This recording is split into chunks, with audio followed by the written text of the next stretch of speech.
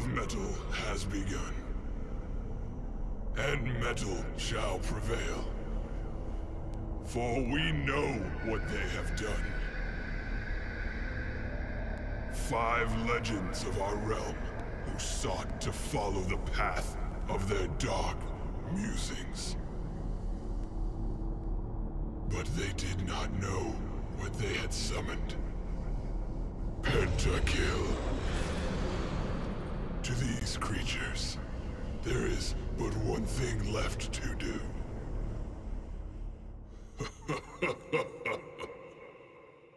Heavy metal.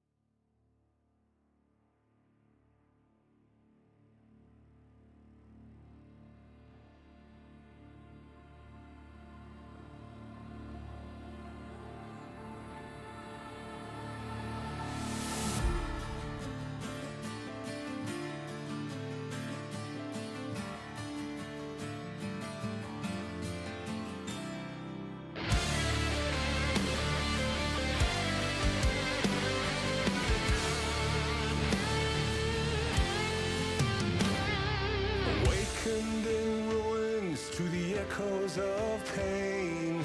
Vi sörger, vi sörger. Cold and empty, lifeless remains. Vi sörger, vi sörger. Fields of the fallen, blood-washed in rain. This cannot be all that will be. So you have torn this world apart. You came for our suffering. So bleed, cut us deep, find the death that you seek. But just remember,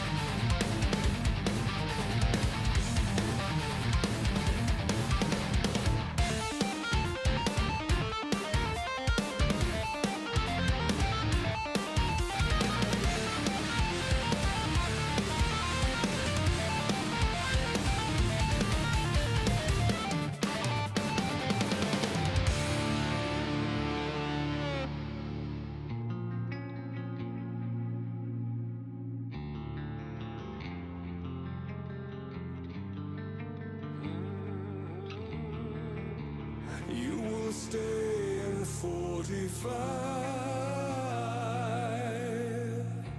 You will be our silent eye.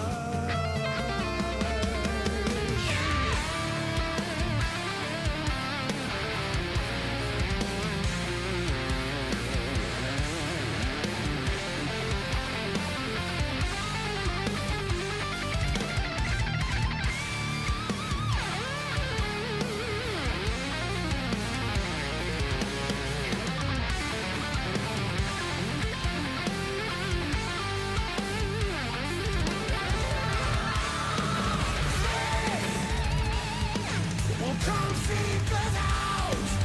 We will be there to give them reckoning. Oh, you shall wait at the city gates. You shall guide their way.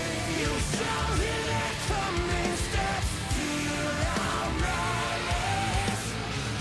For every soul they took away, we arm and take our aim. Bring down the fire like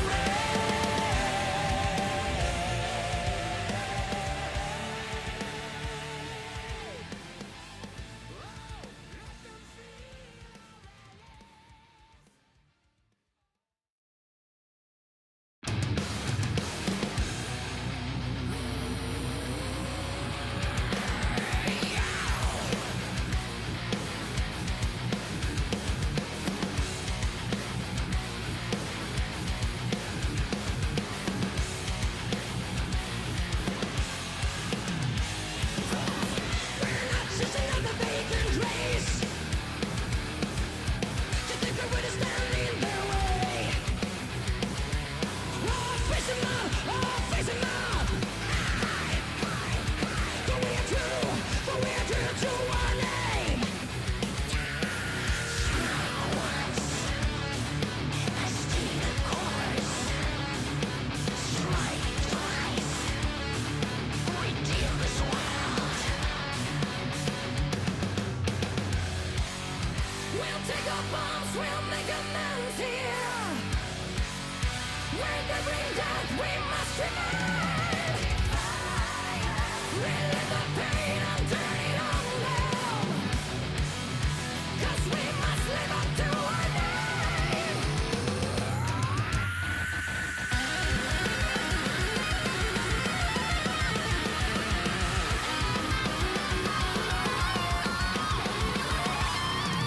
To the dollars so intent on our red. We refuse to let you have the final say. Strike once, and steal the throne. Strike twice, redeem this world. We'll take our bombs, we'll make amends here. Where they bring death, we must remain. Relive the pain and turn it on them. 'Cause we must live up to our name.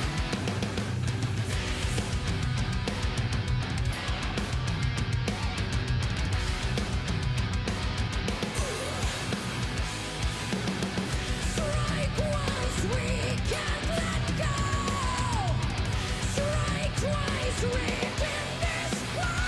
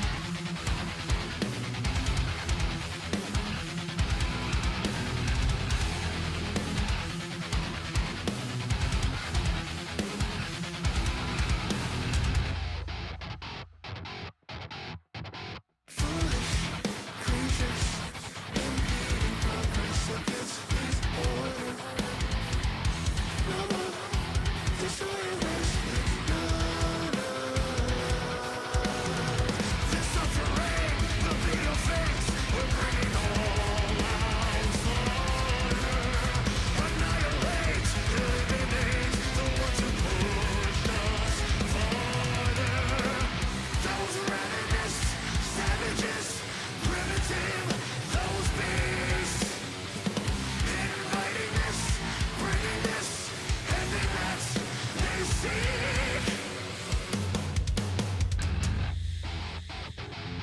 Down to the last one, show them who we are.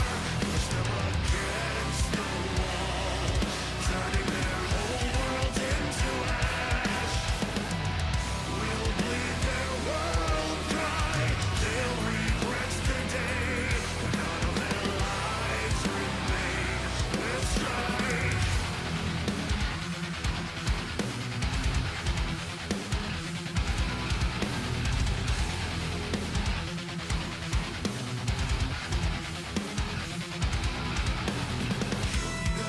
The very nature of the animal you've cornered.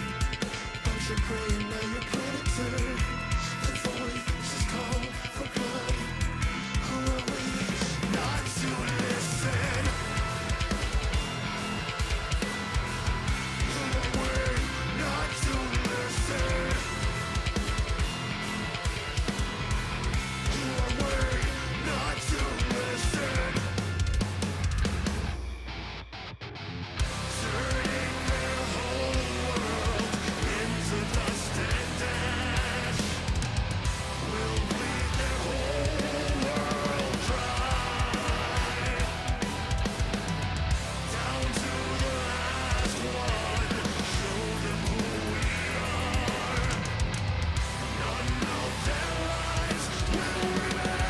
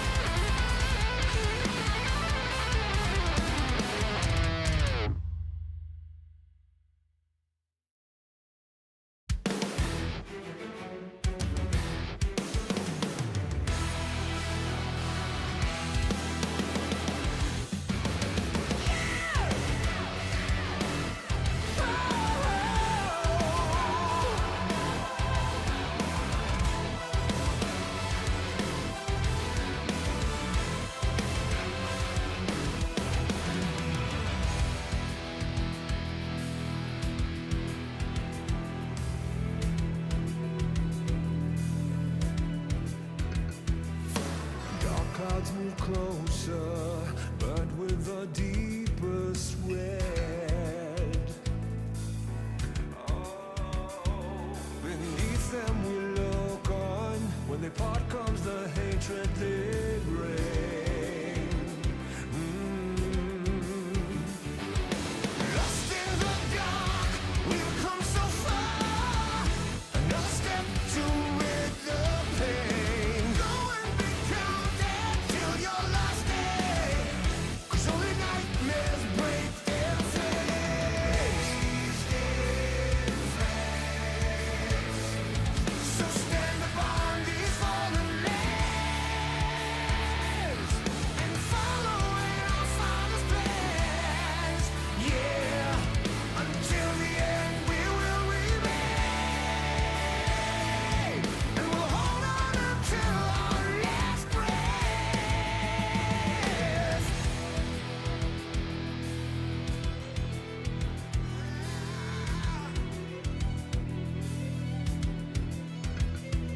So what is to be left for us? My people look on and say, don't fear what you don't know, 'cause we're far from certain fate. And we'll make our final stand. Lost in the dark, we've come so far. Another step to rid the pain. Go and be counted till your last day. 'Cause only nightmares break their flames.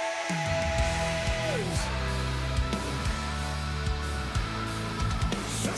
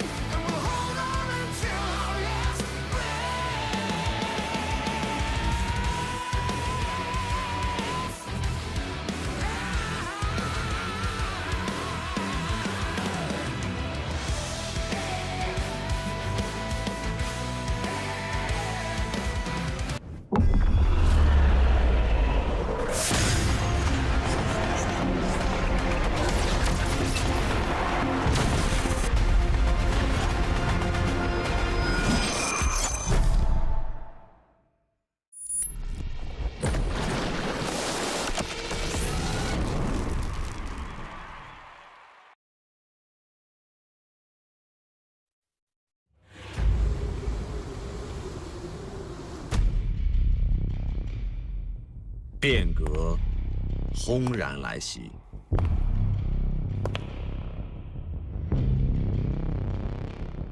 峡谷亦是人心博弈。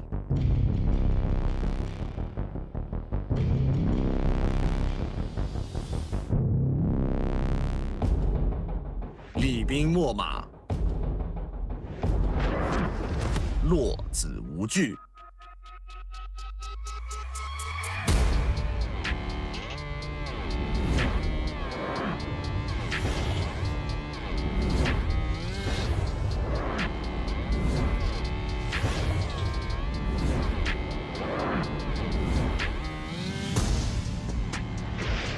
棋盘之上，携一子去九州，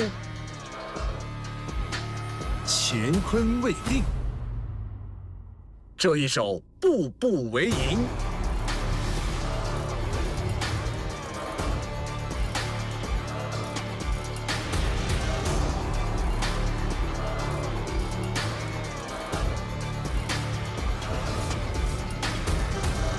驰歌试马少年们，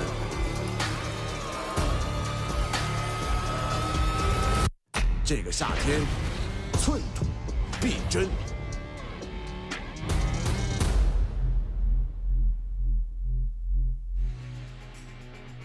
Welcome everybody to the final day of the first stage of LPL, the final day of our placements here in the first stage. We'll have a little break after today and then we'll head into the main stage of this split, the main stage of our new format. My name is Munchables.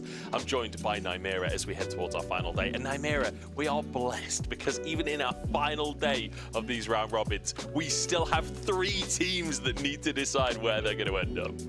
I love this, and particularly because it's ending right at the alphabetical end of our groups in Group D, the large one with 5 teams involved. There are a lot of things at stake here, and looking back on the whole group stage, it has felt like a lot of our groups have delivered in ways which I wouldn't have expected at the start of it, and that's exactly what you want from a new kind of format, even if it is the same teams. Yeah, I definitely agree. And to be fair, I feel like Group D has been one of the more exciting groups the entire time because of how chaotic it has been. So it's exciting that we get to finish that chaos here in the final day of this first stage. So let's take a look at what happened yesterday in the LPL, though, as we bring our results up. FPX 2-0 over Twitter, and you may have seen on over TT, sorry, you may have seen on Twitter that that was a resounding stomp from FPX. It was not. They were very close games. And then JDG 2-0 over EDG as well. Yeah, no, I have to say, looking at how Thunder Talk have evolved from the first round robin through to the second one, I think they're going to do really well in Group B in the next stage, in the lower group. I think EDG will as well. I looked through at that entire group and I think, hey, that was a lot higher level than I expected. This group's games today, though, Group D as we're finishing off today, I think this has also been on a different level than I predicted from some different teams. I think Ultra Prime have played a lot better than we thought, and I think Invictus Gaming have started to show signs of life as well, which makes this final day really close. It really does. Weibo on a 3-loss streak as well. Can they finally become inconsistent again and actually get a win? I mean, they're well and truly up in the air on that one. There's a lot still to play for, and there's a lot of stakes on both of the series today as well, because, you know, the second series will mildly depend on the results of the first series, but the first series for Ultra Prime could decide everything if they win. But if they don't win, everything is suddenly up in the air. So, folks, lots of things to keep track of. We'll keep you abreast of that as we keep going through. Basically, Ultra Prime win, they're in. If they lose, things get a bit tricky. If it's a 2-1 loss to NIP, their game score gets a little bit difficult compared to the 2 teams below them. And if it's a 0-2, they're straight out. So they do need to get at least a game. And if you're a Weibo or an Invictus Gaming fan, you're hoping that they don't get any wins, because then things get a lot easier for your teams below them.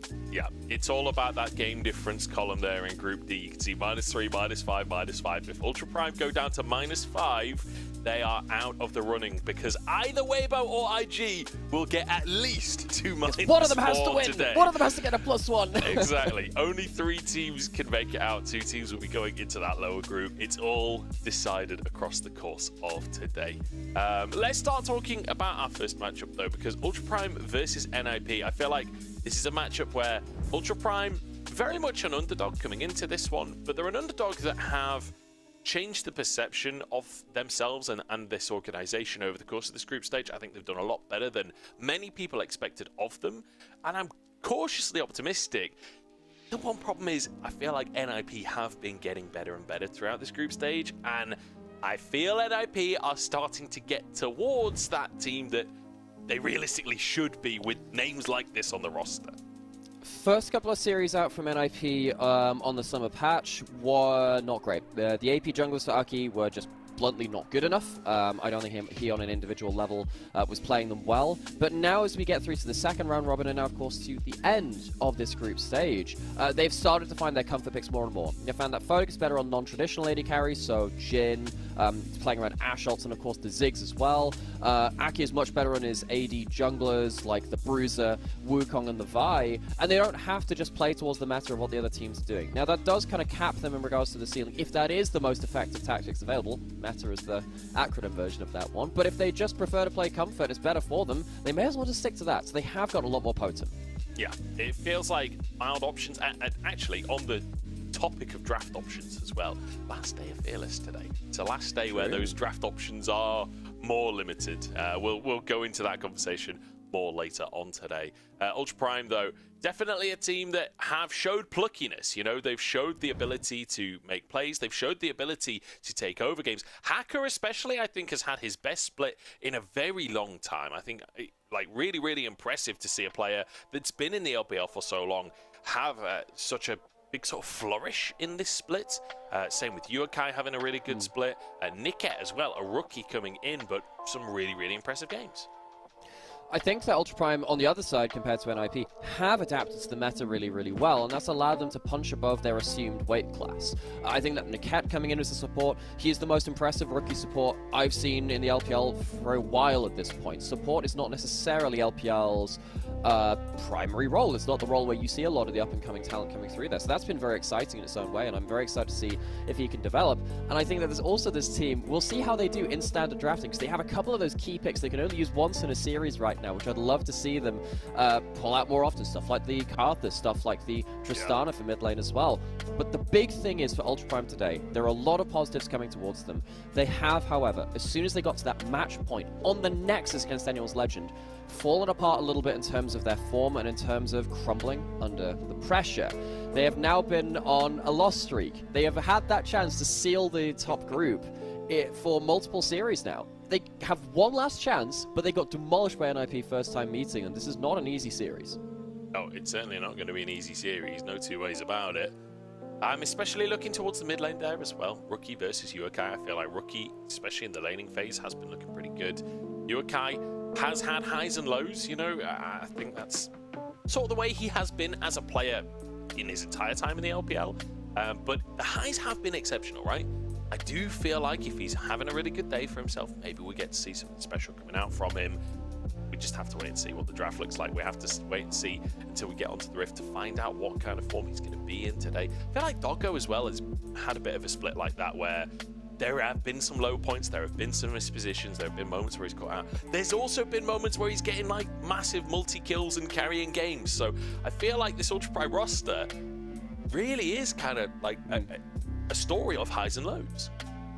Absolutely. You know, you look across pretty much every role and you can see that. I think, weirdly, the most consistent member has been Niket, the rookie support coming through. And even then, he's had like a game or two on the Leona where he's like, well, I'm going in and dying for the team. He understands that's his role. His individual performance doesn't necessarily impact that. But yeah, everyone else across that team potentially can have those synchronized highs or synchronized lows, which affects our view of the team quite a lot, because they can be coming out of the gates or firing on all cylinders. And sometimes, as we saw against against Invictus Gaming, they just kind of fell off a little bit, sadly for them. I do think at peak, Ultra Prime, they do deserve to go through to that upper group from here. I think that the gameplay they've shown through the first round robin is very good, but they need to show they can capitalize. They need to stick the landing. It's not good enough just to have two good series and then to wash the rest away. They need another one on the table, brother. I think it's one of those things, isn't it, that always ends up happening where at the end of the day, all that matters is whether or not you won more games than the other people.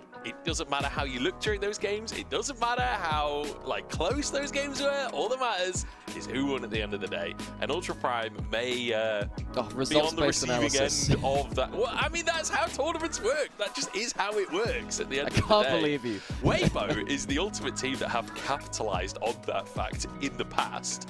And they may be on the brunt of that this time around. They're only 2 and 5 in the standings. Ultra Prime currently 3 and 4.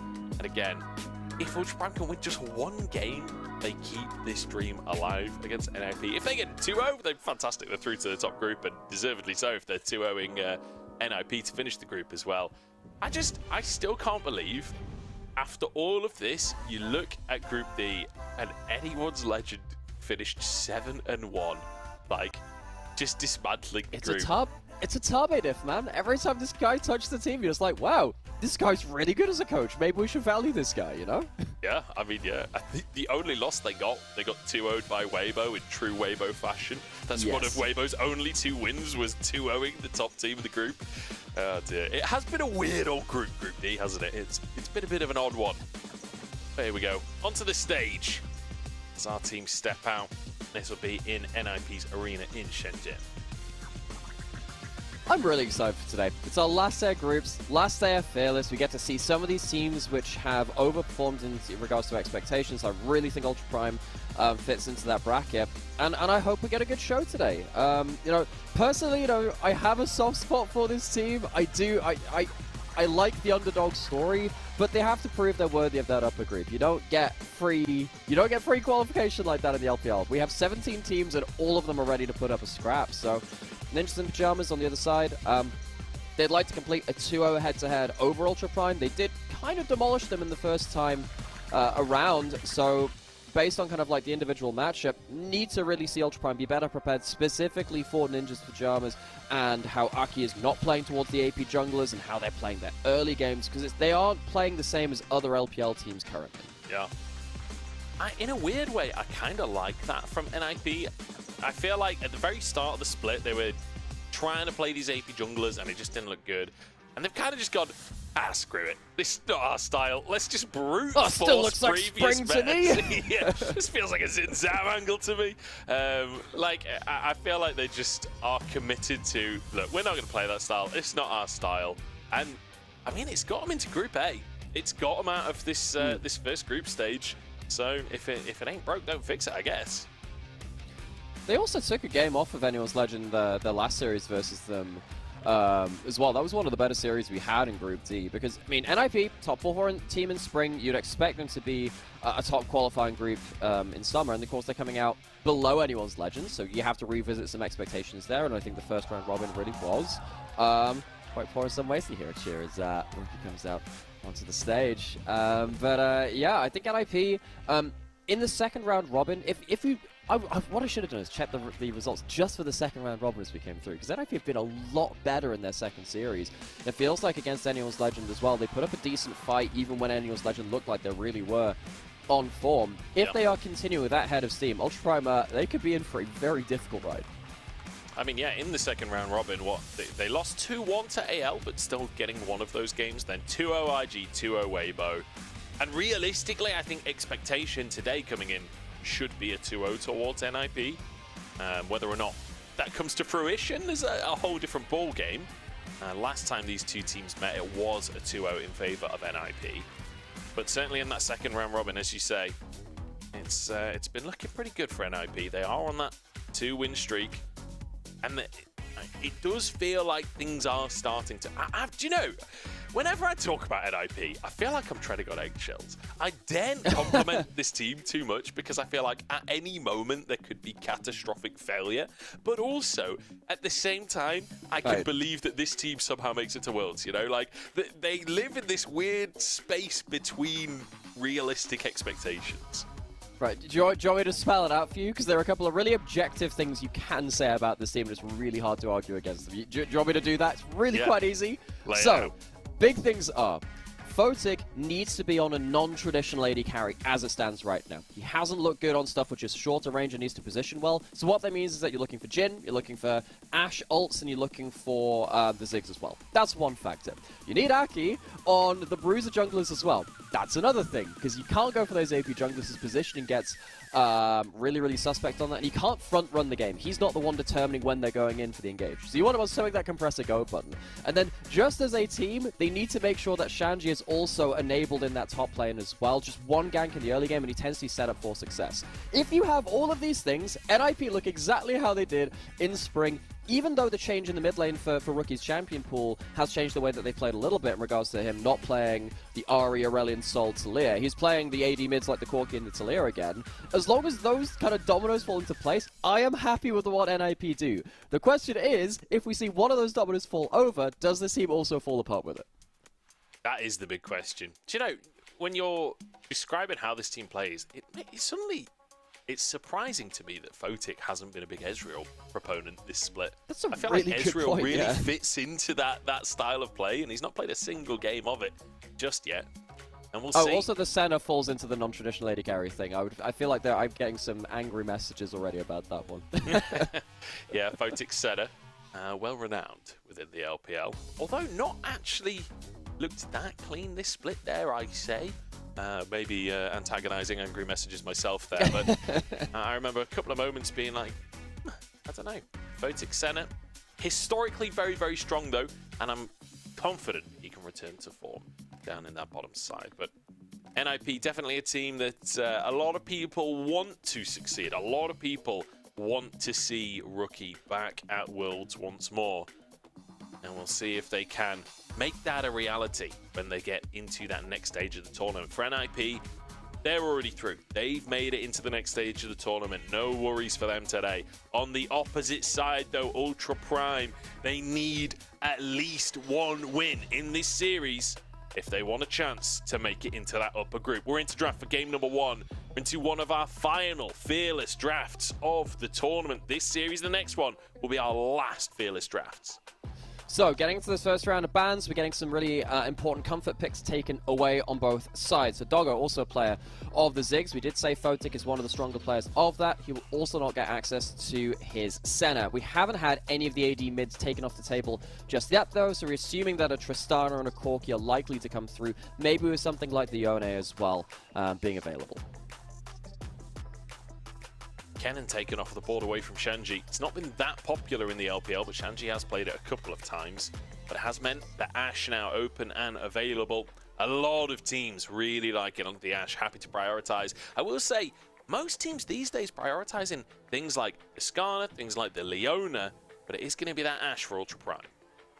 And it's going to be a takeaway of that Ashe from Photic. We said, hey, he's really good at, the Ziggs and the Jhin, and the Ashe was also in there as well. So that's a takeaway. Because both AD mid laners, the Corki and the Tristana, are the primary ones, you're going to likely get one of them anyway. I'm expecting one of them plus the Karthus for Hacker in the second round or another AP jungler. NIP, they're the ones which I'm wondering about. They do look into Ezreal. We said, hey, maybe that is towards Photic's wheelhouse. Why does he not play more of it? It's going to slam that one in. And naturally, the Teemo, you fully expect so this to be right the now. R2 coming out from NIP.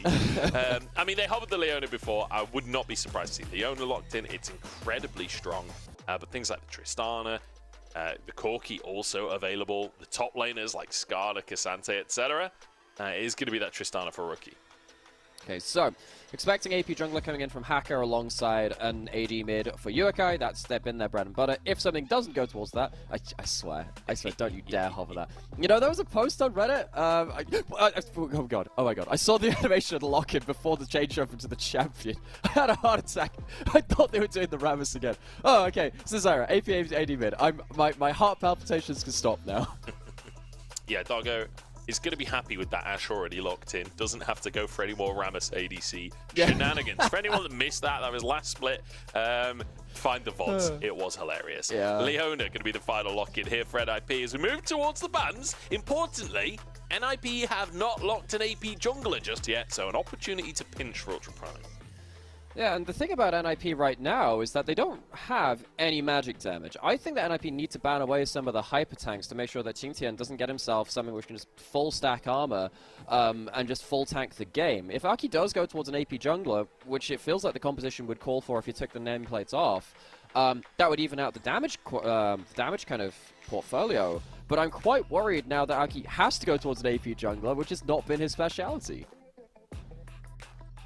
See if maybe Shanji can bridge the gap or something. I don't know. Only time will tell. I feel like they're going to go AP jungle, right? It just makes sense with the way that this draft has gone. I think it'd be Sejuani. Technically an AP jungle, right? Technically. Maybe Maokai? Maybe Maokai? That's kind of one of the things that we have seen a bit out of LPL is that you go for Liandry's into Warmogs with the Scorch Claw and the Maokai, and you can be kind of half a damage threat from the jungle. It's not nearly the same as Zyra, Karthus, Brand.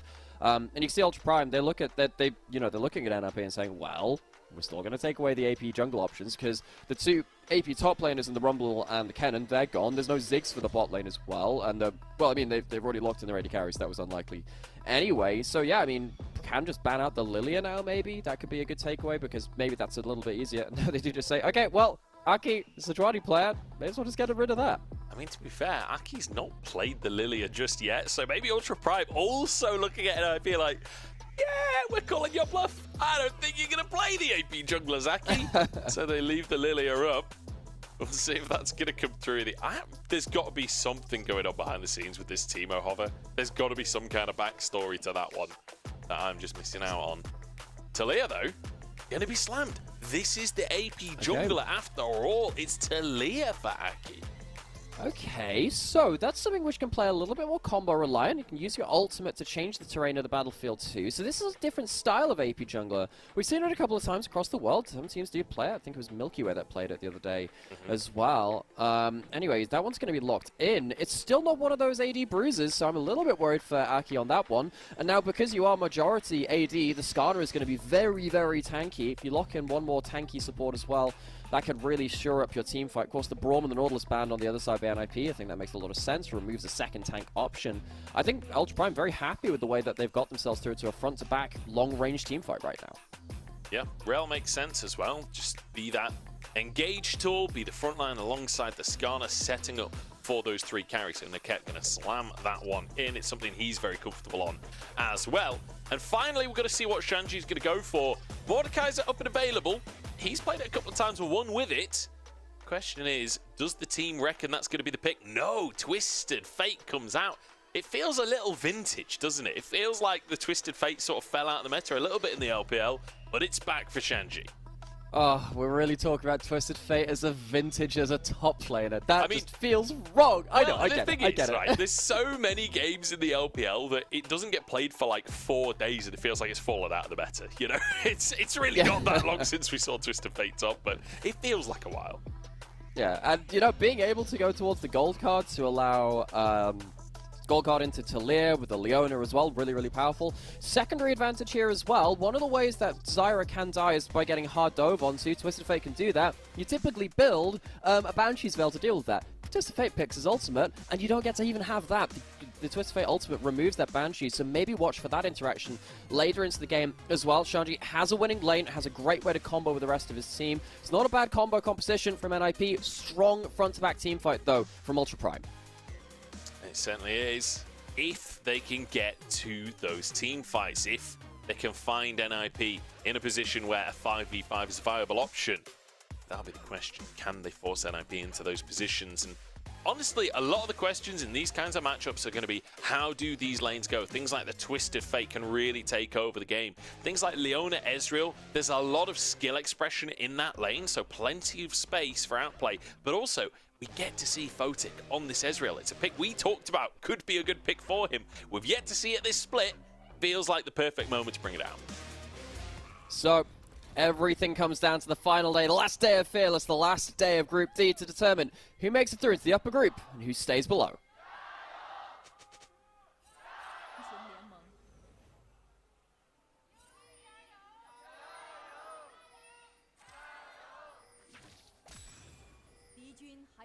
Some half-hearted Giles to finish that one out there. As, yeah, we'll see how this one goes down. Photic, a player that has played the Ezreal over his career. He's not new to the champion, just not played it this split. He's 15 and 21, so certainly not one of his best picks ever, but we'll see how it's going to go down today. Looking at these compositions, though, I really like the Ashe for Ultra Prime because I feel like it sets up that very clear go button that the Skarner and the Rel can follow up on and set up for the big pick or the big team fight that gets their game plan going. I feel like Ultra Prime are one of these teams that when they've got a clear plan, things look a lot smoother. Yeah, but can they stick to that plan? Will NIP throw something into the works? So, invading into the Zyra, stopping the seed spawn does help Hacker. Gonna spawn up on them, but you see the plants already immediately die. That's already stopping the clear speed. Great Frostbound from Yukai, though, to make sure that the trade is even in terms of HP. Yeah, 3-man Phosphorus Bomb there coming out from Yukai. It's not often that you see that, to be honest. Like, how often do you see people hitting multiple with the Phos Bomb? But nicely done there, as Hacker will be able to finish those chickens off. The invade slowing down the clear slightly, but not going to be too detrimental for Hacker. Interested to see now what's going to happen with the mid lane matchup, because we've got a chunk on either side. Yukai did take some damage on the retreat, even though he did again get that level 1 Phos. One, of course, didn't stop the Gatling gun either, which is very, very powerful at level 1 trades. Level 2 also hit down bot side, and Hydro sadly missing out on that one. So, pushing mid lane, pushing bot lane, pushing top lane. Hacker at least gets himself onto his clear, but Ultra Prime losing all 3 lanes currently. Oh, Yukai taking some damage from Rookie, but he's trading back. It's going to be a solo kill for Rookie. We are starting strong for NIP. Oh, the Phos Bomb flashed out of him. We were questioning what would happen with the level 1 HP trade. Well, what it means is that Rookie gets onto the board early. And Ultra Prime, if we were asking, can they get to the team fights? The question is currently, the answer to that, no. No, yeah, Rookie just taking over the lane already. 400 gold in his pocket off the back of that one. He'll be able to recall, TP back into the lane, probably with at least a longsword, but might just go for the early cull as well. He just clicked at him. He just clicked at him. And then flashes the Q. Beautifully done. Yeah, and I mean, the Phos Bomb almost really well placed by Yukai there, but just didn't quite get the full kind of like prediction on that. Almost got into the flash prediction. Roll the same. Rookie walking away with that early kill. Really, really important for them. Yep. Hacker gets his full clear through. Not really sure what he can do here, though. Really nice flash placement from Rookie there, just a pixel away from tower range. Here we go. Engage comes out on the bot side from Niket. They're looking for Juol to start this one off. The CC chain is good. The damage is there. Juol knows he's going nowhere. Accepts his fate, and Hacker grabs a kill. So Aki's on top side, even with the pushing lanes, NIP don't manage to track where Hacker is, and he gets towards bot side really, really quickly and gets himself onto the board. That's really important. When you're against losing lanes as a jungler, it can be really hard to impact the game. So Hacker once again showing that even on the AP junglers, which not always is easy to impact the game early with, he is very at home in this meta on this kind of champion. Much needed impact in the game. He's certainly been comfortable in this meta. Yukai winning the trade this time around as Rookie sent packing after he jumped in towards Yukai. Yeah. It does feel very back of, I like the observer's dead move away from the mid lane because it feels like there will be a kill any second. Juol trying to move in, has flash available. Didn't use it in that previous play, but Yukai full respect. Now, when you're jumping in as the Tristana, if you land the slow from your jump, it also increases the bomb damage. And what Yukai's been doing, well, at least what he did there, was a really good job of making sure he could avoid the jump, avoid the extra damage, and he knew he could win the trade beyond that point. We've seen a couple of times Corki's massively misjudged the Tristana, get blasted with the full bomb because they stick around for the extra autos. But in this case, at least, Rookie, not going to get the free trade. Still got major control over the lane, though, pushing things in, making sure that Yukai can't go and help his jungler and get vision down across the river. So, an exciting start already today. It feels like both teams are here to play. Remember, NIP, they're already locked. They're already going into the next stage, so they're pretty much playing spoiler and just trying to look like a solid team, trying to show us what they are made of before they move into that next stage. For Ultra Prime, this is everything. They need to show that these first few weeks have been building up to something. Aki wants to try and set up a dive, forces the flash out from Doggo, but the rocks won't connect. Yeah, they knew he was there with the Hawk shot, so it means that he's not comboed out completely, but losing the flash, when you know the enemy jungler is there, that's not what you would have wanted from the bot lane from Ultra Prime. Hacker does get towards his camps on the bot side. He's opening up a bit of a farm advantage towards Aki for now, but with his camps on top side, that's going to be, you know, decorative for the moment. No real advantage. Getting ourselves our first dragon and grubs on the same timer. No one's taken that dragon before the grubs have spawned. We see Hacker moving straight from bot lane up towards top side to make sure there is a potential contest. But with Draw here earlier, I don't think Ultra Prime can really do much. No, I don't think this is going to be something Ultra Prime are really looking towards, which does kind of hurt as a Zyra jungle. As Zyra jungle, you really like going for the grubs. You really like going for those topside neutrals. You do them so quickly. But will be taken by Aki, by Rookie, and by Joel, who did roam up as well. So, nicely done by NIP. Drake up on the map, and you can see Hacker is immediately moved over to that bottom side.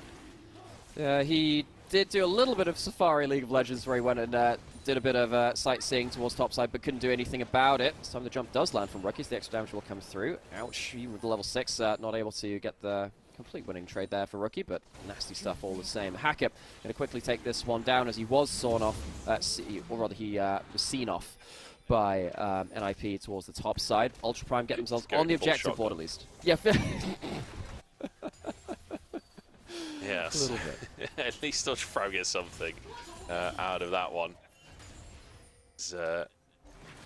NIP, gold card on the top side. They're going full lock stock, 2 smoking barrels on this one as Qingtian tries to dash away the flash. Ooh. With the auto reset. Shanji makes it happen. Shanji remembers the first rule. Double tap.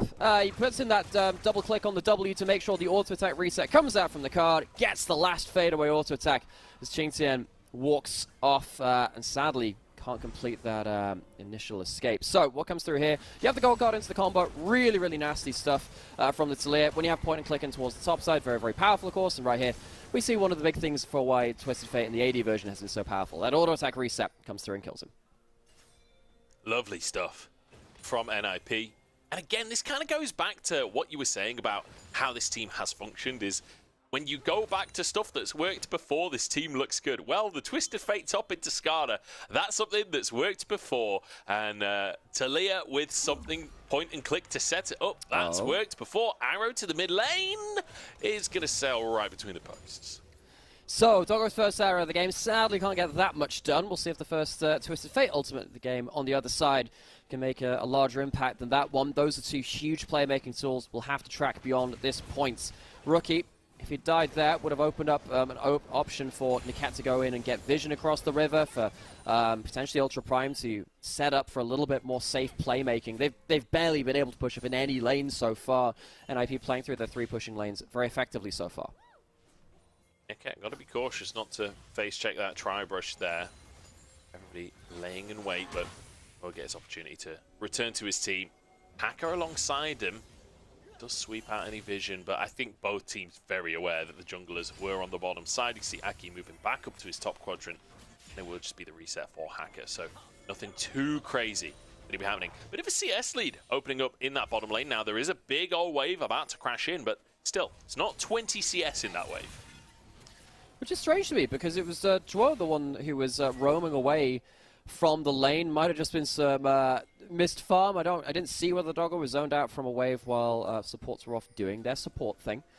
And we have to keep track of that too, because of course when you've got the longer range composition from Ultra Prime on the whole, when you've got the Corki and the Zyra, the Ashe still needs to be a lot of the tank killing potential. Hacker going to walk up towards Aki, does get the roots. Okay, nice root. It all comes out as well, and Aki's in trouble, stunned and finished off. I mean, pincers and vines everywhere. Not a lot you're doing to get out of that one. That was his flash as well, though. It was. It's not a great flash. You're not getting out of there. If he flashes and then gets the ult timing off, yes, maybe it comes through, but with the faded Ashe, it's always going to be a likely second arrow. Is it accurate? No, not quite. 2 out of 2 so far. We'll keep a count on the Doggo arrows across the course of this one. So far, not been able to hit Rookie. Rookie well aware of the situation, stepping back, avoiding that potential threat. And now, Photic just get an opportunity to get on this tower. I mean, in the 1v1, realistically, Photic just going to have a minor range advantage, can play off of those Qs every time Ashe steps up, can get the Q, E away worst case, and dodge the volley. Yeah, it's opened up a really nice CS lead for Photic, as we mentioned before. It's going to be important to see whether Ezreal can then get towards a quick 1-2 item spike before Ashe gets really relevant at all. And because that's a pushing lane, the Tristana's a pushing lane, and the TF is a pushing lane, if we get multiple grubs from the side of NIP, they're on 4 right now, that could be so huge for them. But Ultra Prime do roam up towards this and at least contest for anything beyond the 4th. I like this call from Ultra Prime. You can't afford to lose 6 grubs, not against a Twisted Fate. That is just not, and a Tristana for that matter, not something you can afford to do. Doggo going to have to just sack these CS and move up, but he's not going to. Juo toying with the idea. The rest of the team was not on the same page there, and Juo's forced to flash away. Yeah, I love what Niket was angling to do that. Because the enemy jungler doesn't have flash, you can really start to pressure around those grubs, because if they do step up for a smite, there's no way they're getting out of that one. Juo's the one that goes to try and phase check first to give Aki a little bit of space to maneuver, but Niket's there ready and waiting for him. Ult's now coming in to teleport back towards lane. So the first Ashe ult of the game didn't achieve much. First Twisted Fate ult of the game, also not really achieving that much. But hey, he's winning lane so hard, you can kind of forgive him. That's just the Twisted Fate way of things nowadays. Yeah, I mean, first Twisted Fate ult when you're playing ADTF top, like, a lot of the time it is just to get back to lane no matter what. Yeah, we'll see. Hopefully these big impactful ults will start hitting, especially from Doggo, but second Drake has spawned onto the map and Ultra Prime got the first. They would love to double up on that objective, but prio bot, prio mid, prio top, it does feel very difficult for Ultra Prime to leave their own jungle. It does. I think that's why it's important to note now that Hacker is really powerful. If NIP overstep into plants, maybe that's what Ultra Prime can play around. We already saw Hacker effectively one-shot Aki. You don't think of Zyra as that bursty of your champion. Can be if you're quite squishy all the same. With Dragon up on the table, that might be something that Ultra Prime would look to draw NIP to. If NIP look towards that Dragon, it means they're not in lanes. And that means that if they're not in lanes, Ultra Prime can maybe get themselves an approach to that on their own way. So, everyone moving out of those lanes now. This might be what Ultra Prime are looking for. Photic doesn't want to give this one up without a fight, but he's going to have to move over to the mid lane and catch that wave. So Ultra Prime should be able to just burst this Drake down. You see Aki up on the top side. So this will be that second Drake picked up for Ultra Prime. Nicely done for them. Qingtian could be under threat. As Aki returns to this top side, we saw what point and click plus Talia does earlier on against Qingtian. Qingtian knows something's up. He knows something's going on here. Twisted Fate has vanished on the top side. He still gets caught by it despite knowing, but this time I think he gets out. Just about. It's still regular cooldowns used by NIP though, and nothing really kind of blown by them. Importantly, Qingtian will have to teleport back towards topside, and now a huge advantage has come about for that Twisted Fate against that Skarner. We know it can happen that way, but the fact that Qingtian is also a player that anti-snowballs pretty heavily is something which Ultra Prime will need to start taking into consideration beyond this point. Very far down. Did they spot anyone moving in towards that brush? I don't think they did. They know that one person's there, but Rookie is out of vision. Rookie has a huge angle here. Niket alongside Doggo does make it more difficult, but if Niket moves out of the lane, Rookie's already got that Kraken Slayer. That's a massive one-on-one advantage. Yeah, it's just going to be recalling, but Rookie showed on the wave. Qingtian, once again, they try and make this play. They don't have the gold card, but Shanji flashes to finish the job, and the Impale just doesn't get off in time. Qingtian, this has been one of the Achilles heels of Ultra Prime. Qingtian, new top laner into this roster, really good when he's ahead of the game, but if he ever falls behind, this guy just free falls. We've seen it numerous times now, even against NIP in the first time of seeing it. Qingtian now down so much gold this early into the game might be a lost condition for Ultra Prime. This is really not how they would have wanted this matchup to go. The Skarner can be useful later even when behind gold, but this is pushing it. Another arrow from Doggo. And it's another swing and a miss. Rookie gonna have to try and get away. Nice combo from Hacker. Oh, and the second proc from the ult. The Strangle Thorns doing exactly that to Rookie as a kill for Ultra Prime the bottom side. Hacker really wants that upper group, man. He really wants to win this series. His Zyra, his AP junglers have been the story of Ultra Prime in so many ways. And it gives something back on the other side of the map. It means it is competitive. It's not just going to be a story of Shanji snowballing through topside. At least it won't be quite as easy as that. It's going to lead to a bot lane tower falling in favor of Ultra Prime. Of course, the top lane already fell in favor of Shanji for that first turret of the game, so it won't be the first turret bonus. But it is something out of seemingly nothing because of Hacker's good burst play once again. Nice bit of damage coming out on to Doggo from Photic. So far, so good on the Ezreal. We were, oh my goodness, so far very good on the Ezreal. Nearly gets the solo kill there. Xingqian moving in, but we know that Impale going to be difficult to land onto an Ezreal, especially with Flash available. So Photic, no fear in his eyes. Really stepping up today. A player that has been a bit hit or miss for NIP. Looking good on the Ezreal. We were talking about it in the draft as well. Hey, there is a checklist for what NIP needs to do well. Largely it is Aki on Bruiser junglers and then the non-traditional AD carries for Photic, not the ones you have to sit around and auto-attack. The casters tend to be better for that. And the Ezreal hadn't been part of that pool yet. He picks it up and it's working well. Do you know what's just dawned on me? Yeah. There's a reason why Aki's looking better on Talia as an AP jungler compared to Why the is other that? AP jungler. Because Yeah. his mid laner is literally one of the best Talias in the world. He's literally got a coach in the mid lane that can tell him exactly how this champion works and how to get good. I thought it was like one of the speedrunning strats for you to one player, two controllers, and he's just controlling both of them at once, you know, just like Do you know, I wouldn't put it flying past through all the Rookie. combos. I would Of not all put- the players it's like that, in the that LPL? old meme Yeah. of Faker alt-tabbing during a play and like playing Minecraft at the same time, and then he's playing Fortnite. And, oh dear, I feel like Rookie definitely of a similar caliber. But yeah, I do think, I would say, my best guess is Aki is playing the champion today. But, you know, you never can be too sure. You can't comprehensively prove that, you know. No, I can't. I have no access to proving that, but, you know, maybe we'll find out in the post-game interview. These are the hard-hitting questions I want Wendy to be asking our players. Like, are you actually at the controller? Such things we may never know. NIP, they're going to use that Herald to break down that mid lane. Outer turret, this game has just gotten onto hard mode for Ultra Prime because before they were dealing with pushing lanes and they weren't quite breaking open of the early game chokehold from NIP. Now they have to play against those same pushing lanes with grubs, with no outer turrets, and they're going to be hemmed in to their own jungle and they're in a ring of turrets. This is very, very hard now for Ultra Prime to approach anywhere on the map. Dragon spawning might be their chance to do something because NIP are likely going towards that one, but Ultra Prime, they don't have any kind of setup for this, and their last series versus IG was terrible at objective setup. They cannot afford to fall to that today. No, they can't. And if you think back to that initial conversation we had about the win conditions, it was all about the 5v5. It was all about setting up for that team fight. It's really difficult to set up for a proper team fight when you don't have any vision, when you don't have any control, and when you're playing up against a composition that is pure damage. Like, it's so difficult to move into NIP-controlled areas because of this Talia, because of the Twisted Fate, because of the insane amount of damage to follow up on that CC. So, will be difficult as a flash comes out to dodge away from Xingqian, and then the rest of the gang just dives on board. Arrow finally hits from Doggo, but it's the wrong target. This will be a tier 2.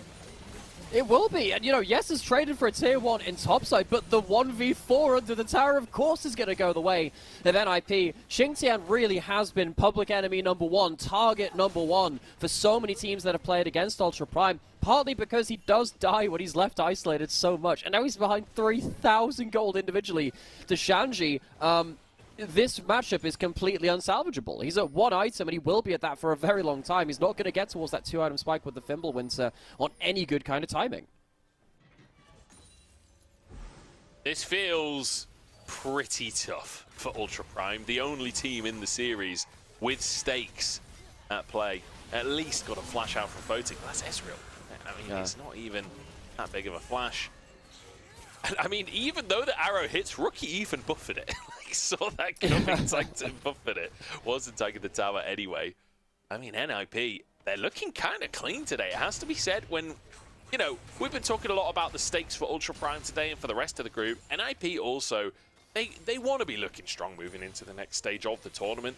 This is them looking strong, and it does feel like a lot of the weaknesses we've seen from NIP this split do seem to be somewhat answered today. Yeah, it seems to have been really, really clean. They've understood their win conditions. They've understood the weak points of the enemy team as well, which is important. You need to know the enemy as well as yourself. And I think that on the other side, you now look at Ultra Prime and say, well, there are significant common issues now showing up with how they play around a top lane that's falling behind. How do they recover from this now? You are behind a significant amount of gold. Baron is on the table. You need to get some limited vision around here. If NIP do get themselves a Baron, that's effectively game over. I don't think that Ultra Prime will be able to survive through a Baron buff coming through on the other side, and they also failed to get themselves that soul point because NIP took that and then went for the bot play when they allowed Yukai to go towards top side instead. So what's the plan here from Ultra Prime? You can't just fall into this black hole of a top lane matchup where Qingtian can't survive on the weak side of the map. Certainly can't. I mean, it's going to be a challenge, but one thing I will say, with Ashe on board, there's always ways to make plays, and there's plenty of follow-up damage with the Zyra and a Corki. If you can find a miracle arrow, if you can find someone out of position. And that's the question. Will NIP, you're kind of relying on a bit of a slip-up from NIP. Qingtian. Okay, Shanji's not going to chase for that one. I wasn't sure if he was going to be in danger again there.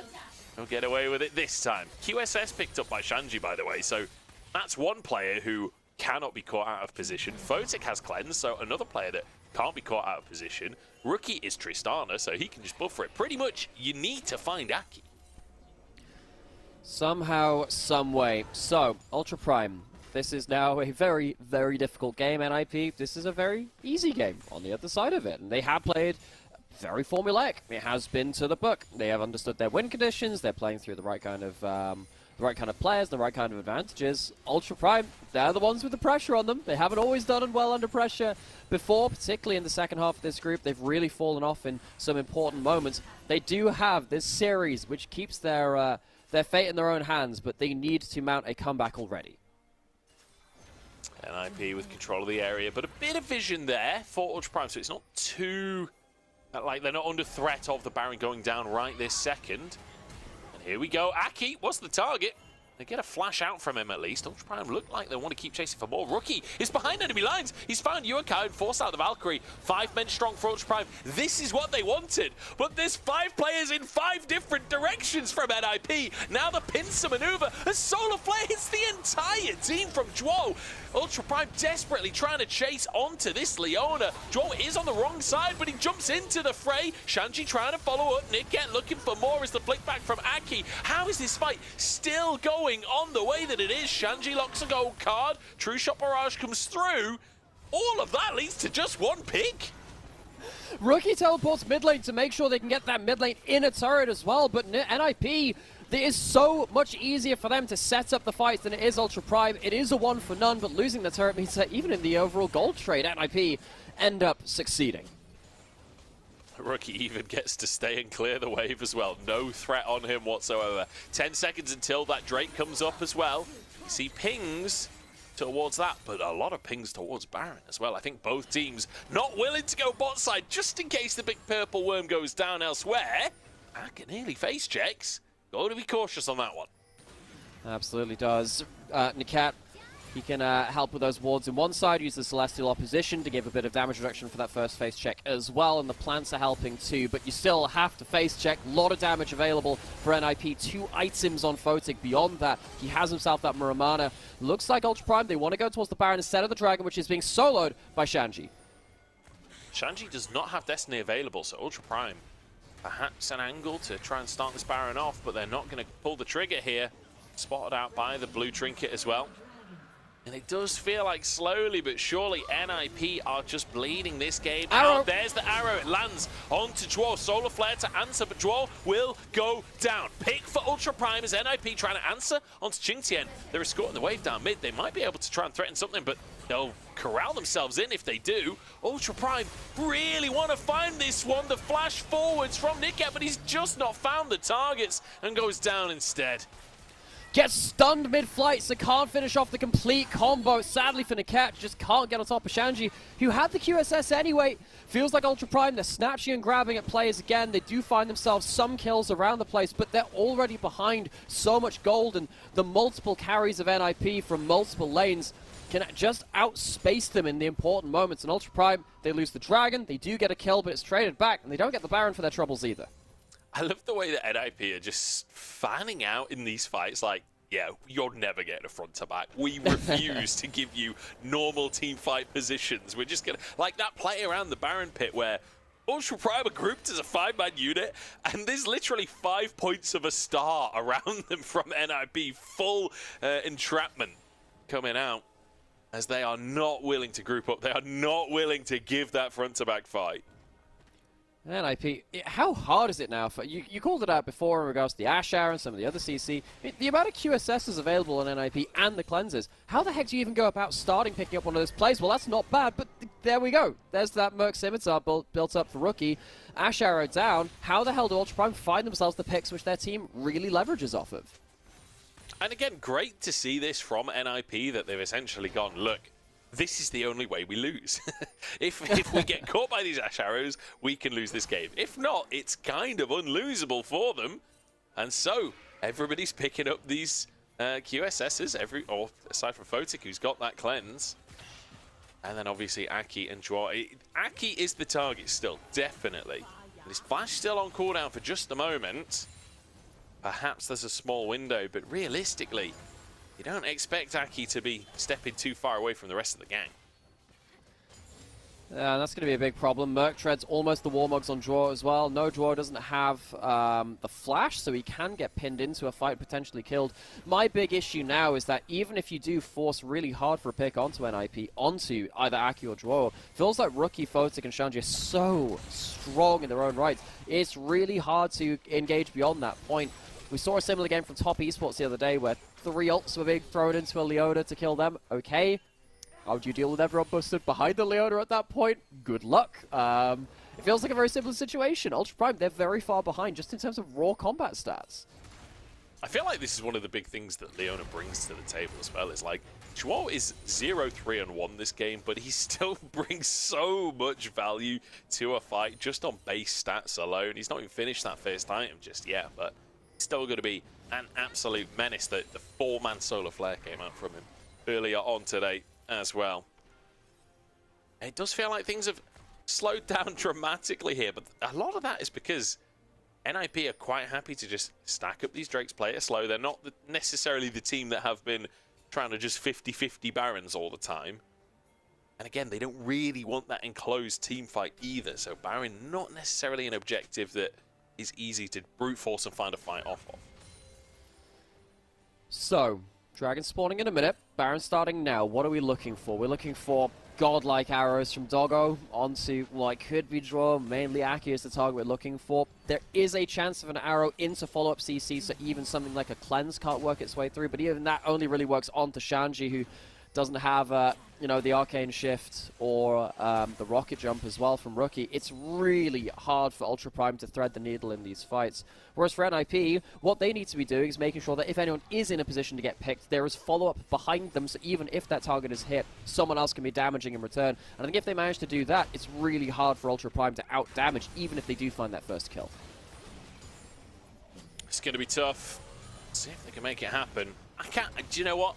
I'm here for a tough game for Ultra Prime, because winning a tough game against NIP, that would be a hell of a way to make it into the top group. Jingtian trying to make a play onto Rookie. Don't think he's got the damage to finish the job. Arrow comes sailing through, but in the meantime, NIP just start the Baron off. I don't think they can really commit to this one with Hacker and Doggo in the area. And Niket able to face check. Yeah, they're going to peel away. And the big problem now is if Ultra Prime ever bring Qingtian away from wave clearing that bot side, then Baron goes down, or they blew the teleport and then they manage to reset and then eventually do the same. Dragon is now up. Ultra Prime, they won't be able to stop that one, I don't think. Aki can solo that one out, so that's going to be a free Dragon. Ultra Prime, they are alive, they are buying time, but it's not getting better for them as it stands. They have got themselves 3 items onto Yuakai. They're about to get the Infinity Edge onto Doggo as well. Big item spikes, but as we've said before, the combat stats are still really in favor of NIP. Giving over dragons does not help with that at all. It certainly doesn't. Bit of a slow one here from NIP, but slow and steady wins the race. At the end of the day, they've got all of the advantages in the world. Just need to not throw. Hack is caught by Aki. Actually, Shanji committed his ultimate as well. Wasn't sure if Ultra Prime would try and answer back, perhaps. Aki wants to grab that red buff and will do so. The answer from Ultra Prime, just not really enough. So, Hacker almost went down for his first death of the game. You know what? Real credit to Hacker. It's been a really hard game to play for Ultra Prime with the pushing lanes and how NIP have played them. Hacker still got himself an early kill in bot side, still got himself a kill onto Aki in the river as well. He's done pretty damn well, considering that you are playing with 3 losing lanes against a team with so much mobility and ability to kind of like close onto you as well. He hasn't even died this game. I think Hacker, despite the fact that NIP have been clearly the better team in game 1 and played so coordinated around a very strong early pushing draft, like there has to be some props to that. Yeah, fair effort to him. Fair effort to him. As Ultra Prime going to try and clear some vision around this Baron, but I don't think there's any real angle here because Rookie pushing in that bottom side has the TP available.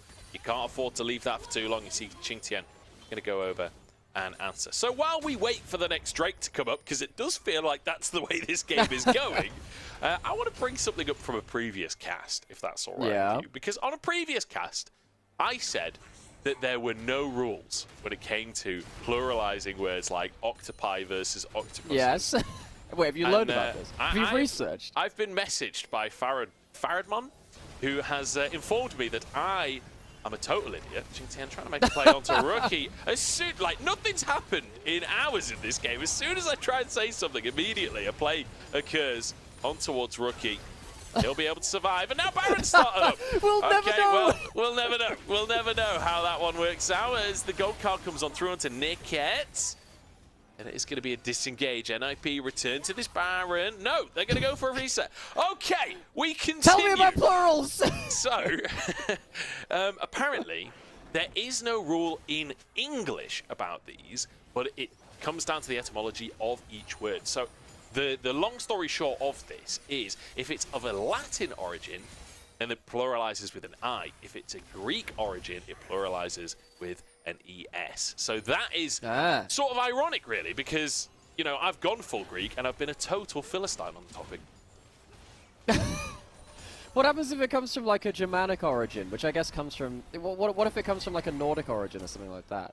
Most languages in Europe, I believe, came from Proto-Indo-European as well. There are look, this gets more complicated. I'm pretty sure. That's TF ult pulled. Rookie's pushing in towards this inhibitor turret in the bot side. While all this has been happening, Ultra Prime have really struggled to keep themselves competing across the map.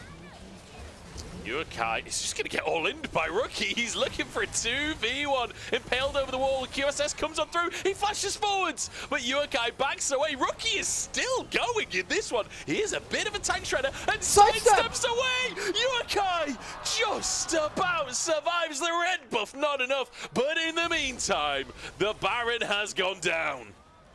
The cat just about to get out to safety. Hacker no flash. I think he's dead. He's going down. That's an easy kill for Photic. And now TP comes in. Ultra Prime fighting for their lives in this one. Joel chunked out. Will be chased down by Doggo. Shanji is over the wall trying to 1v1 and he wins it against Doggo. Goes 1-for-1 in the trade there. Is 3 left for Ultra Prime. But Photic makes short work of Niket. Suddenly Ultra Prime running out of players on the map.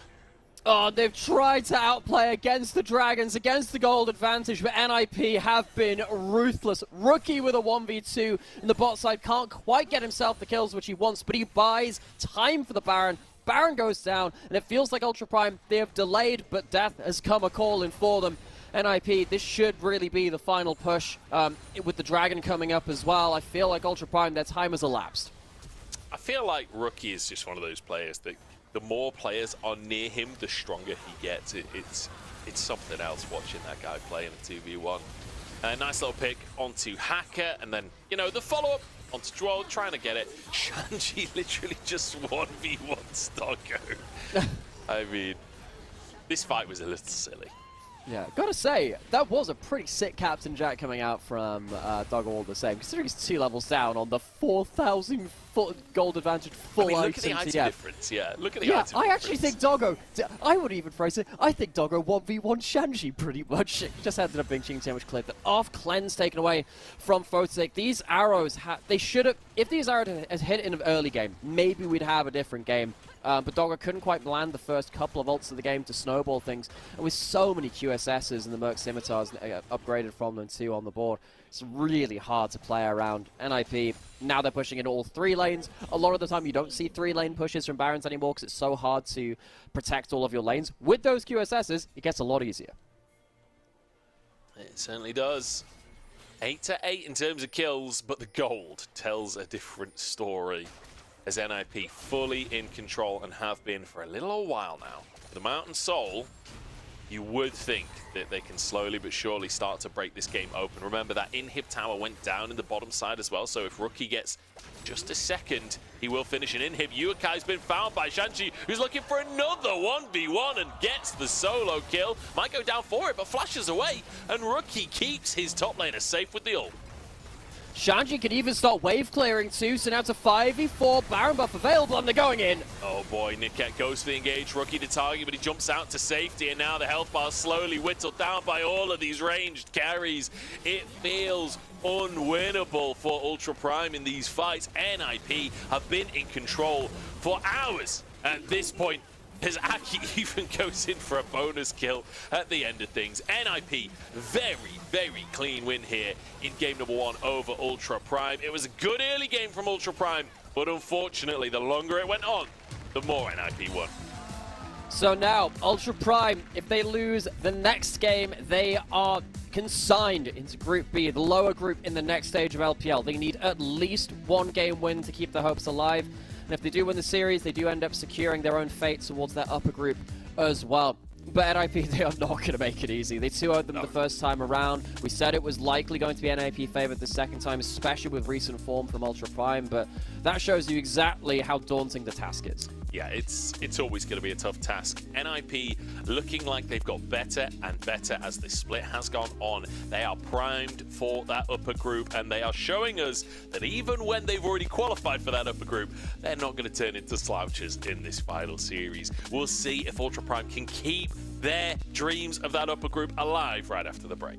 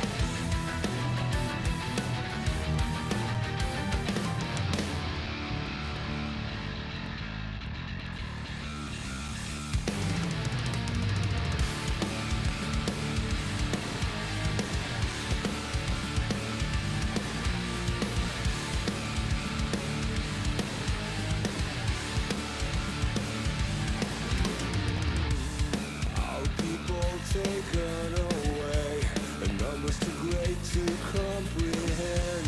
We cannot break, we cannot bend. We must find and strike their hearts. Must stop its relentless beating pulse. For these tyrants covered our world. Gather our people.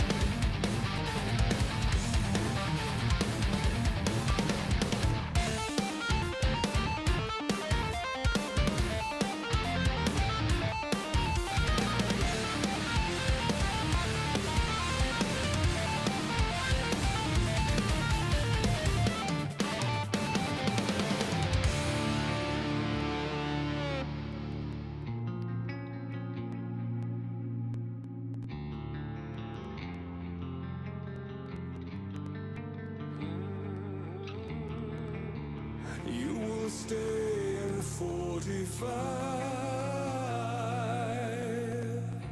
You will be our silent eye.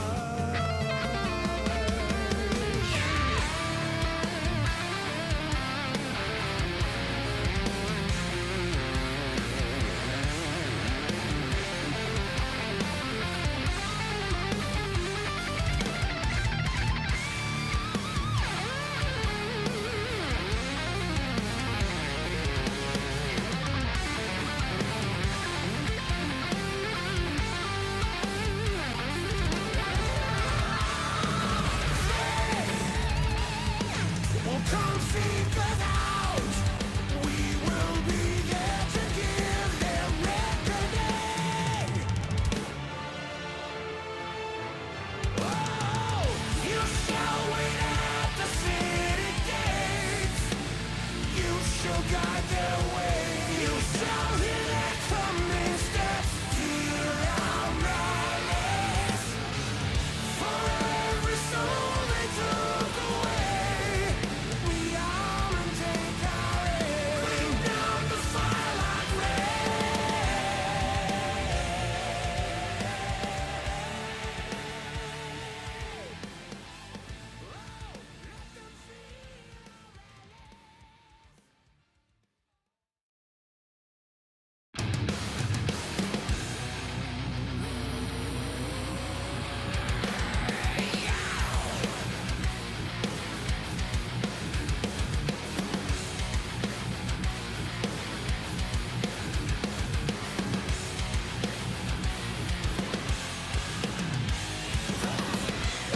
just another vacant race.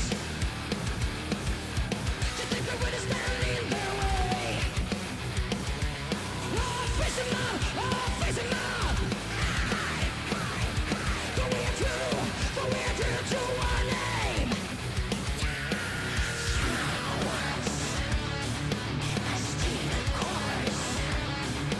Strike twice, redeem this world. We'll take our bombs, we'll make amends here. Where they bring death, we must remain. Relive the pain and turn it on them. 'Cause we must live up to our name.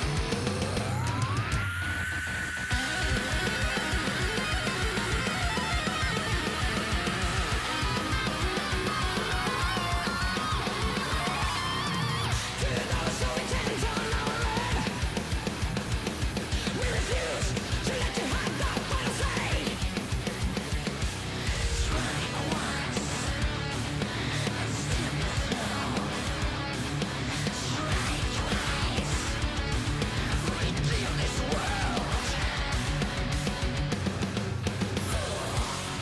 We'll take our bombs, we'll make amends here. Where they bring death, we must remain.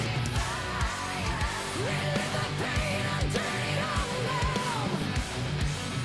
'Cause we must live up to our name.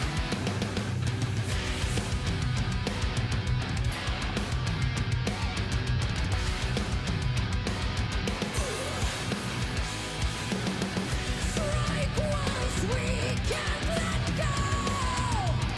Strike twice, redeem this world.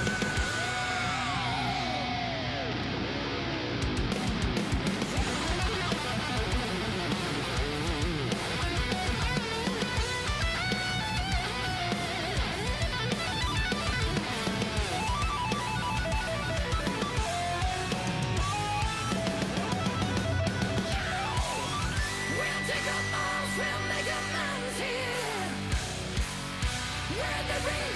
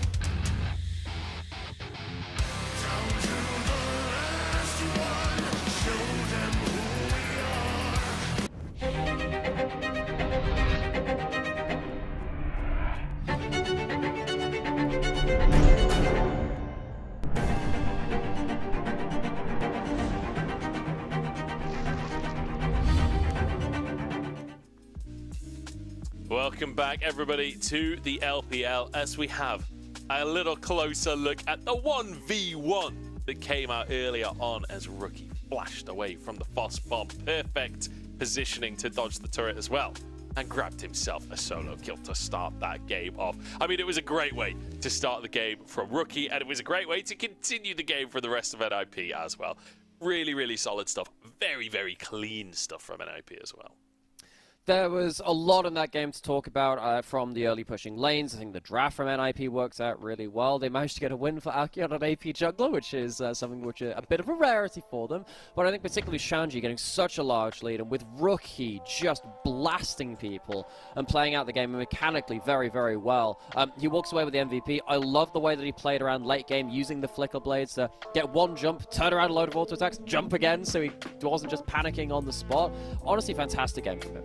Yeah, the 2v1 in bot lane was, even though he didn't actually win it, didn't get the kill, it was so close, it was so clean in terms of how he played it. Fantastic to witness. It's not often you see an MVP finishing 2-2-2 in a game, is it? It feels odd to see on my screen, but that is his 7th MVP of the split. I mean, he's almost 2 a week at this point. Oh my word, and then also look at Yukai's damage numbers.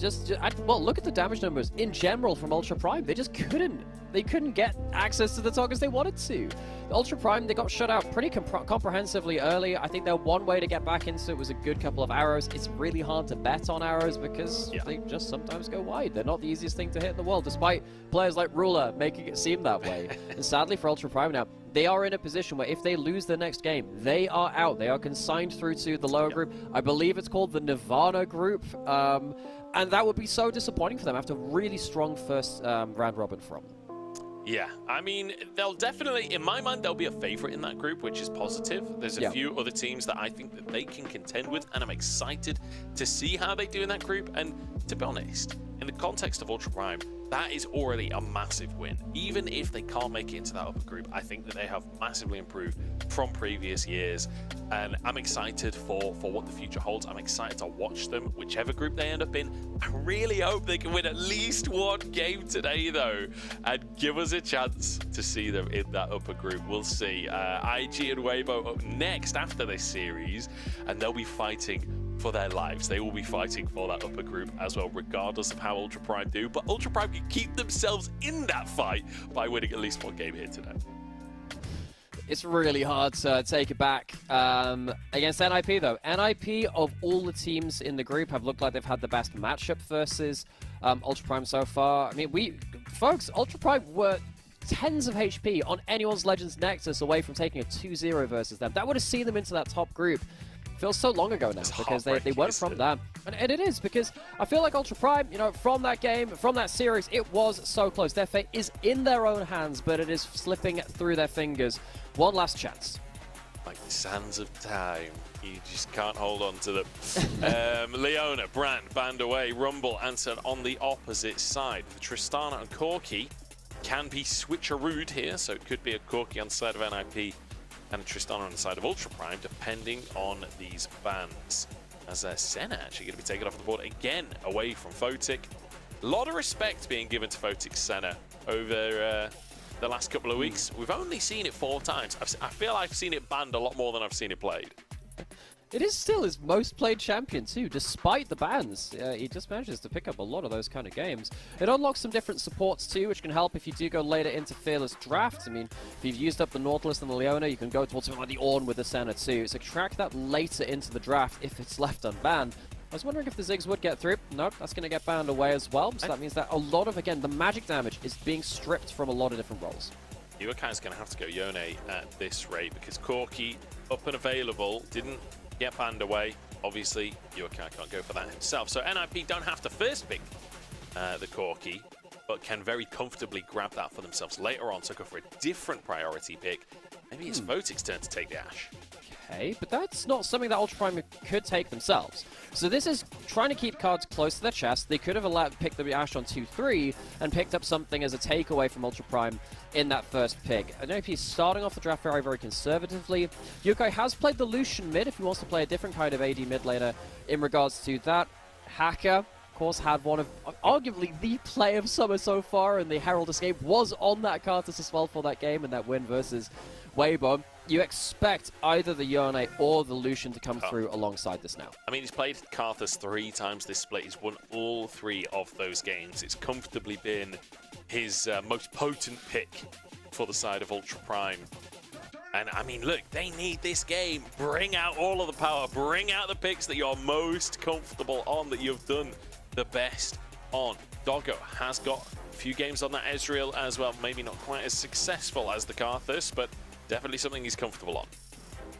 Could also be flexed towards the mid lane. We've seen a couple of players play this in that role. I think it's largely been a thing in the LEC rather than any other region, but still something to keep our eyes on. Flex picks, AD mid lane, typically very, very important when you have that AP jungler. NIP, they chose to keep their cards close to their chest, not pick up something more valuable as a takeaway from Ultra Prime. The Ashe already was unavailable to Ultra Prime because they played that in Game 1, and it's our last day of Phyllis. It's the last day that we have to consider that. They do look at that Corki, though. Again, another pick which Ultra Prime couldn't play themselves, so again, they're not really denying anything, and they're playing things just towards the power picks. Yeah. Just on the topic of the Ezreal mid, it has been played 6 times mid in both LEC and LCS, or as in 6 times in total. So far, it is 1-5. Not a pick that has succeeded dramatically. Quid made it look good, though, in his first game of it. But enough. I digress. As the Yone looking to be hovered and probably will be locked in. This has been an answer to the Corki we've seen time and time again in the LPL. Yeah. And the thing is, within the LPL, it's not a hard and fast counter. It's just something that you can play the Yone into, which is quite important. Because the Yone doesn't have to win the matchup. It's just something that, yes, you can win it, but you also can just survive and get to... Mazel's been talking about it as the 25 minutes and beyond instant win button, where you just get one big team fight late into the game, especially when you've got a Karthus over the top of it. The game can just end if you can survive to that point. You certainly can. If you get that one big fake sealed onto multiple players, especially when you've got the True Shot Barrage on top of that. You've got the Requiem for after that as well.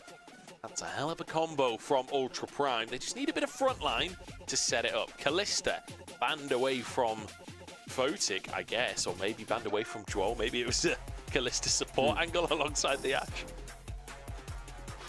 We're actually nerfing the ult cooldown for Kalista. I think partly because it was played so much in support, but that's coming later. So either way, banning away stuff which can be really, really nasty towards bots. So you can also ban away Varus maybe if you're afraid of double-range bot sites. Even if you Draven, ban away them, Ashe is something we saw a lot of previously. And but then that becomes a problem, because if you can't ban all of them, what happens if you want to lock something like Braum on 4 and then just avoid as many of those lanes as you can? So they do ban out that Varus, which does leave open something like that Draven, which you're completely right to bring up. But what does this mean for Niket? Niket won't get his Leona, doesn't have the Nautilus, doesn't have the Rel, might have to go towards something like that Braum, but NIP could just ban out that too. They ban out the TF, so it does leave some options for Niket, but it's not the easiest situation for him. I think we blind slam Cassante top and then counter pick for Niket. If they go ranged, blitzcrank, baby, it's time for the hook champs. We'll see. We'll see what Ultra Prime are going to opt to go for. Honestly, with how bot lane is shaking out, though, I wouldn't be too surprised to see a blind top lane here with the Cassante. But then the problem is, and I think this is completely fair because it's the Cassante, and Cassante is happy playing into almost everything. Xingqian is not good when he's given a losing matchup. Against IG, we saw YSKM take a huge advantage over him on the Fiora in Game 2 in that series as well. It does leave Shanji to get a good winning matchup, even if it isn't something as flashy as the Fiora. If he does lock in something like that Renekton alongside it, it could be really dangerous for Xingqian if he starts falling behind the game. We know what he's like when he starts to get snowballed on. Oh, Vayne top. Surely not. That's not going to be a fun one for Xingqian. It's something Shanji would certainly happily play. We know Shanji is very comfortable slamming a carry in that top side, and in fact, the Kennen was banned in the previous game away from Shanji. Surely not Skarner. You can't. Come on, Shanji. No, you can't hover all of the carries and then lock Skarner. Doug says, oh, Ching's here to play that falls behind super hard. You can counter pick him. He picks the Skarner. We just have the handshake top matchup. That's sad. Well, thing is, for NIP, now you have very similar competition to what Ultra Prime had in the last game. In fact, it's exactly the same, except just the Braum instead of the Rel from that last time. Thing is, compared to the competition against it last time, Ultra Prime have that Yone, which has to dive into a Braum. They have the Cassante, which has to dive into the Braum as well. The Rakam, it is that extra engage angle, which can help them get onto those carries. But I'm looking at draw on the Braum and Shanjo on the Skarner, even though it is almost exactly the same composition, which Ultra Prime lost with last game to NIP. I think that Ultra Prime's composition is playing more into what this composition demands. Niket will have his first game on this Rakan as well. So again, rookie player, we get to see a little bit more from him and a little bit of a different engage support. You do have to play a different way to most of them, so we'll see how well he does to balance on that knife's edge. But also a good support for dodging away from arrows. Ezreal Rakan, good luck hitting an enchanted crystal arrow in the bot side. So arrows once again on the table. So important to see if they hit. Ultra Prime, if they lose this game, they lose any chance of qualifying to Group A, the upper group in the next stage of the LPL. This is so important for them. NIP, they are just playing for spoilers and for pride, but they are very, very good at League of Legends, so they might just beat them without those stakes buoying them. And I feel like, you know, Rookie's not one of these players that's just going to lose a game because he doesn't need to win it. He's a player that wins these. NIP looking real good in game number 1 of the series. No sympathy for Ultra Prime right here. They are here to win. They are here to look as good as they can as they leave the group and move towards the upper half of the LPL. Ultra Prime, last chance here. If they lose this game, they go to the bottom group. But if they win, they keep those hopes alive.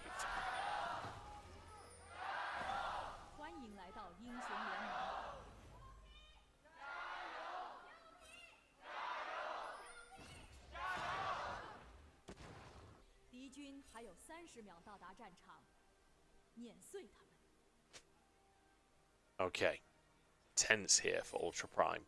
They've had such a good group stage compared to expectations, compared to what people thought was possible.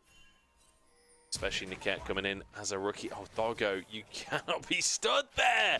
Goes for the E, might have to flash well. Nice cleanse comes out from him. They're going to try and chase for more. There we go. Both summoners out from Doggo at level 1. And now Ultra Prime want to answer, but you're up against a Braum. It's so hard to fight against Braum level 1.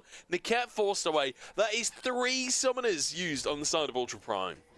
And you know, Ultra Prime, they have done Braum level 1s before. It's one of the ways that they ended up beating Weibo in their series versus them. So for them to fall prey to it, and for Doggo to lose both his summoners and start E level 1, it raises concerns that we've had about this AD carry for Ultra Prime on this team at points. Doggo has had some great games, but he's had games like this too, where he's been exploited. He doesn't have summoners. If he gets hit by a Q, he will just die. He is paying an amount of respect for it. Is it enough? Okay, yes. Post control. They want to get the XP. They don't want to zone themselves away as well. I feel like there was a huge win available to them there. He's gone E, so it's not like he can even fight in the level 1. Did miss XP from 2 minions there, though. And realistically, I mean, it's going to be so difficult to ever get any CS. He started E. He can't even hit the minions. Like, what can he do here? They could walk up now, Photo Control, knowing that even though the Ezreal has the Conqueror strong level 1, level 2 rune, what do you do with this? Photo Control taking a level 1 mistake. I believe in the industry they refer to this as turbo doomed for Doggo and Niket. I mean, I feel like this split, honestly, we have seen so many level 1s that massively impact.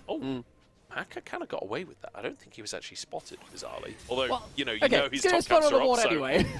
We know where he's going to be, but yeah, I mean, so many games I feel like have been determined by what happened at level 1 and the shenanigans that occurred.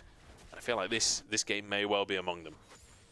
I mean, Ultra Prime have been on both the winning and losing end of that. They won versus Weibo when they had that Brawl level 1. They lost versus Anyone's Legend in the Game 3 of that series they had versus them after that really heartbreaking Game 2. And it was similar to this. They got locked under turret with such a huge disadvantage, and Doggo just kept dying on cooldown. Now it might just be the same thing again. Aki looking for a dive. Level 4 to level 1! Okay, TP has to come out from Jingtian just to bail his bot lane out. Like you say, still level 1 on both bot laners here. And Jingtian is going to be soaking half of the XP from these minions as well as the dive just continues. I'm not sure Jingtian can actually survive this one either. Doggo, can he finally hit level 2? He's still level 1. As finally, there we go, the level up comes on in. I don't know if that really makes any difference, but at least he's finally level 2. It's a small win. Dive's going to come through from NIP. They're going behind the tower as the range damage just flies on in. Jingtian 1 HP to work with as the minions go down. Flash force down from Aki. Nice play from Niket to get something. Oh, and the level 1 from Doggo almost, well, it has still thrown this game well and truly under the bus. Jingtian and Niket, they end up improvising, they end up saving their lives, but it's not saving the game so far. Hacker managed to clean up some minions from the top side, which means that he gets something there, but Jingtian loses his teleport, Niket loses his flash, Niket's lost a load of XP because of the mistake from Doggo at level 1 as well. And NIP, they don't manage to get the dive. It's still a huge advantage for them all the same, though. I mean, you can see 300 gold up for Photic. He's on double the CS of Doggo at this point. But on top of that, Jingtian is so far behind the top side, half the CS of Shanji. And he's also 2 levels down as he re-enters the top lane. He's close to level 4, so at least we'll be able to get that for himself. But, I mean, it's not getting any easier on either side of the board. Feels like another one of those games where you just have to call out Ultra Prime. If only they hadn't thrown at the Nexus versus Anyone's Legend. Because you just have to have those like massive war flashbacks of that. Because they should have won that game. They ended up executing turrets in a way that they shouldn't have done. That would have secured them into the upper group already. They end up losing that game. They end up losing everything else since that point as well. And it has just gone from bad to worse. And it's another level 1 which has gone poorly for them. NIP, again, they have no stakes in this, but they're not a team which will just lose games for charity. Of course they won't do that. Everyone's still fighting for pride and for their best results. You don't get to get through NIP for free. No. Ultra Prime, they need to recover somehow. Just take a look for a second at the CS numbers in every single lane. Rookie's 10 CS up just through the merits of his own laning as he goes forwards towards Yuakai. He wants another 2v1. Rookie fears nothing. And he has absolutely every right to not fear anything. Doggo trying to trade a little bit back towards here, has himself the Conqueror stacking down, right? up, but Photic is... Okay, they can't. Photic's tanking minions. I think that's the one thing which is stopping him. Steps up again. Doggo going to be zoned away at this point. The second that E is on cooldown, Ashe will just chase you down. Tier 2 boots already finished off. As well as having that approach velocity, it's so difficult to leave a trade after the fact against an Ashe. Aki will be able to grab grubs as well. No. One of the reasons why Zyra takes grubs so easily is because when you kill units with Zyra, you end up getting some seed cooldowns back and all the mini things, and of course having 3 of the big ones as well gives you a lot of that W cooldowns to just keep getting plants through. Means that you just clear them so easily. And Ultra Prime, what that means is that Zyra doesn't have to waste that much time doing this, takes it very quickly compared to many other junglers, gets straight back out onto the map, and much like Hacker on the Zyra in the last game, ready to impact things again. Certainly will be. And importantly, because of both the mid and bot prio, it's really difficult for Hacker to have just started the Drake in the meantime. Spotted out by the Hawkshot as Joel stepping over to try and make sure this isn't started. Hacker will begin the Drake anyway. Aki is making a beeline over here. Yuakai trying to push out mid, but forced away by Aki. I think this might just be Drake for Hacker. I think Aki is just going to return. I don't know. He's toying with the idea. He does want to contest this. If Draw can make his way up here, they can fight. That Braum's still so strong. Rookie on one side, and now Draw is here. Yeah, fight's on. Oh, level 6 for Flash Photic. out of Hacker. Level 6 for Photic. There we go. Flash comes out. Slows across the team as well as Doggo. Did have the concussive blows, but they want Hacker. They want to bring this down. Requiem available, but no low health bars to work with.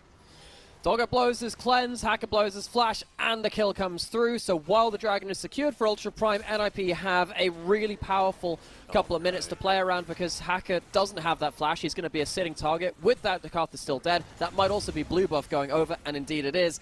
So on the grand scheme of things, it's a dragon for a whole host of other advantages taken by NIP. This is tough. This is really tough for Ultra Prime. They are falling so far behind. It's 2,000 gold in the lead for NIP at just 8 minutes on the clock. Hacker loses the blue buff, which as a Karthus, really not ideal. Obviously, you do still get a lot of mana sustain from the jungle anyway, but still, you would love to be able to just wang that Eon for the entire clear. Alas, may not be the case. Let's take another look. All right. Shenanigans. Look at Photic leveling 6 as he moves into the play. Yeah, that's really fortunate timing for NIP, and this is one of the issues with the changes to the bottom side of the map walls. You don't get out of River from red side very easily because of that wall on the other side, and we come back into live and not much happens. So all we see really is the start of that play. Hacker goes down, NIP take full control over that bottom side of the map once again. We come back to live, and Corki and Yone are trading. Who could have seen this coming? Wow. This is truly a once-in-a-lifetime game. Good stuff, though, from NIP. And, I mean, Ultra Prime. I'm trying to look at this comp and figure out, like, how do they come back from a deficit? I feel like champions like Ezreal, when they are behind, just don't really exist at all. Kind of similar for Karthus, honestly, until much later in the game. Arrow sent across the map by Photic, and is just... I mean, he's doing his best Doggo impression. Wow! Really had to do that to him, huh?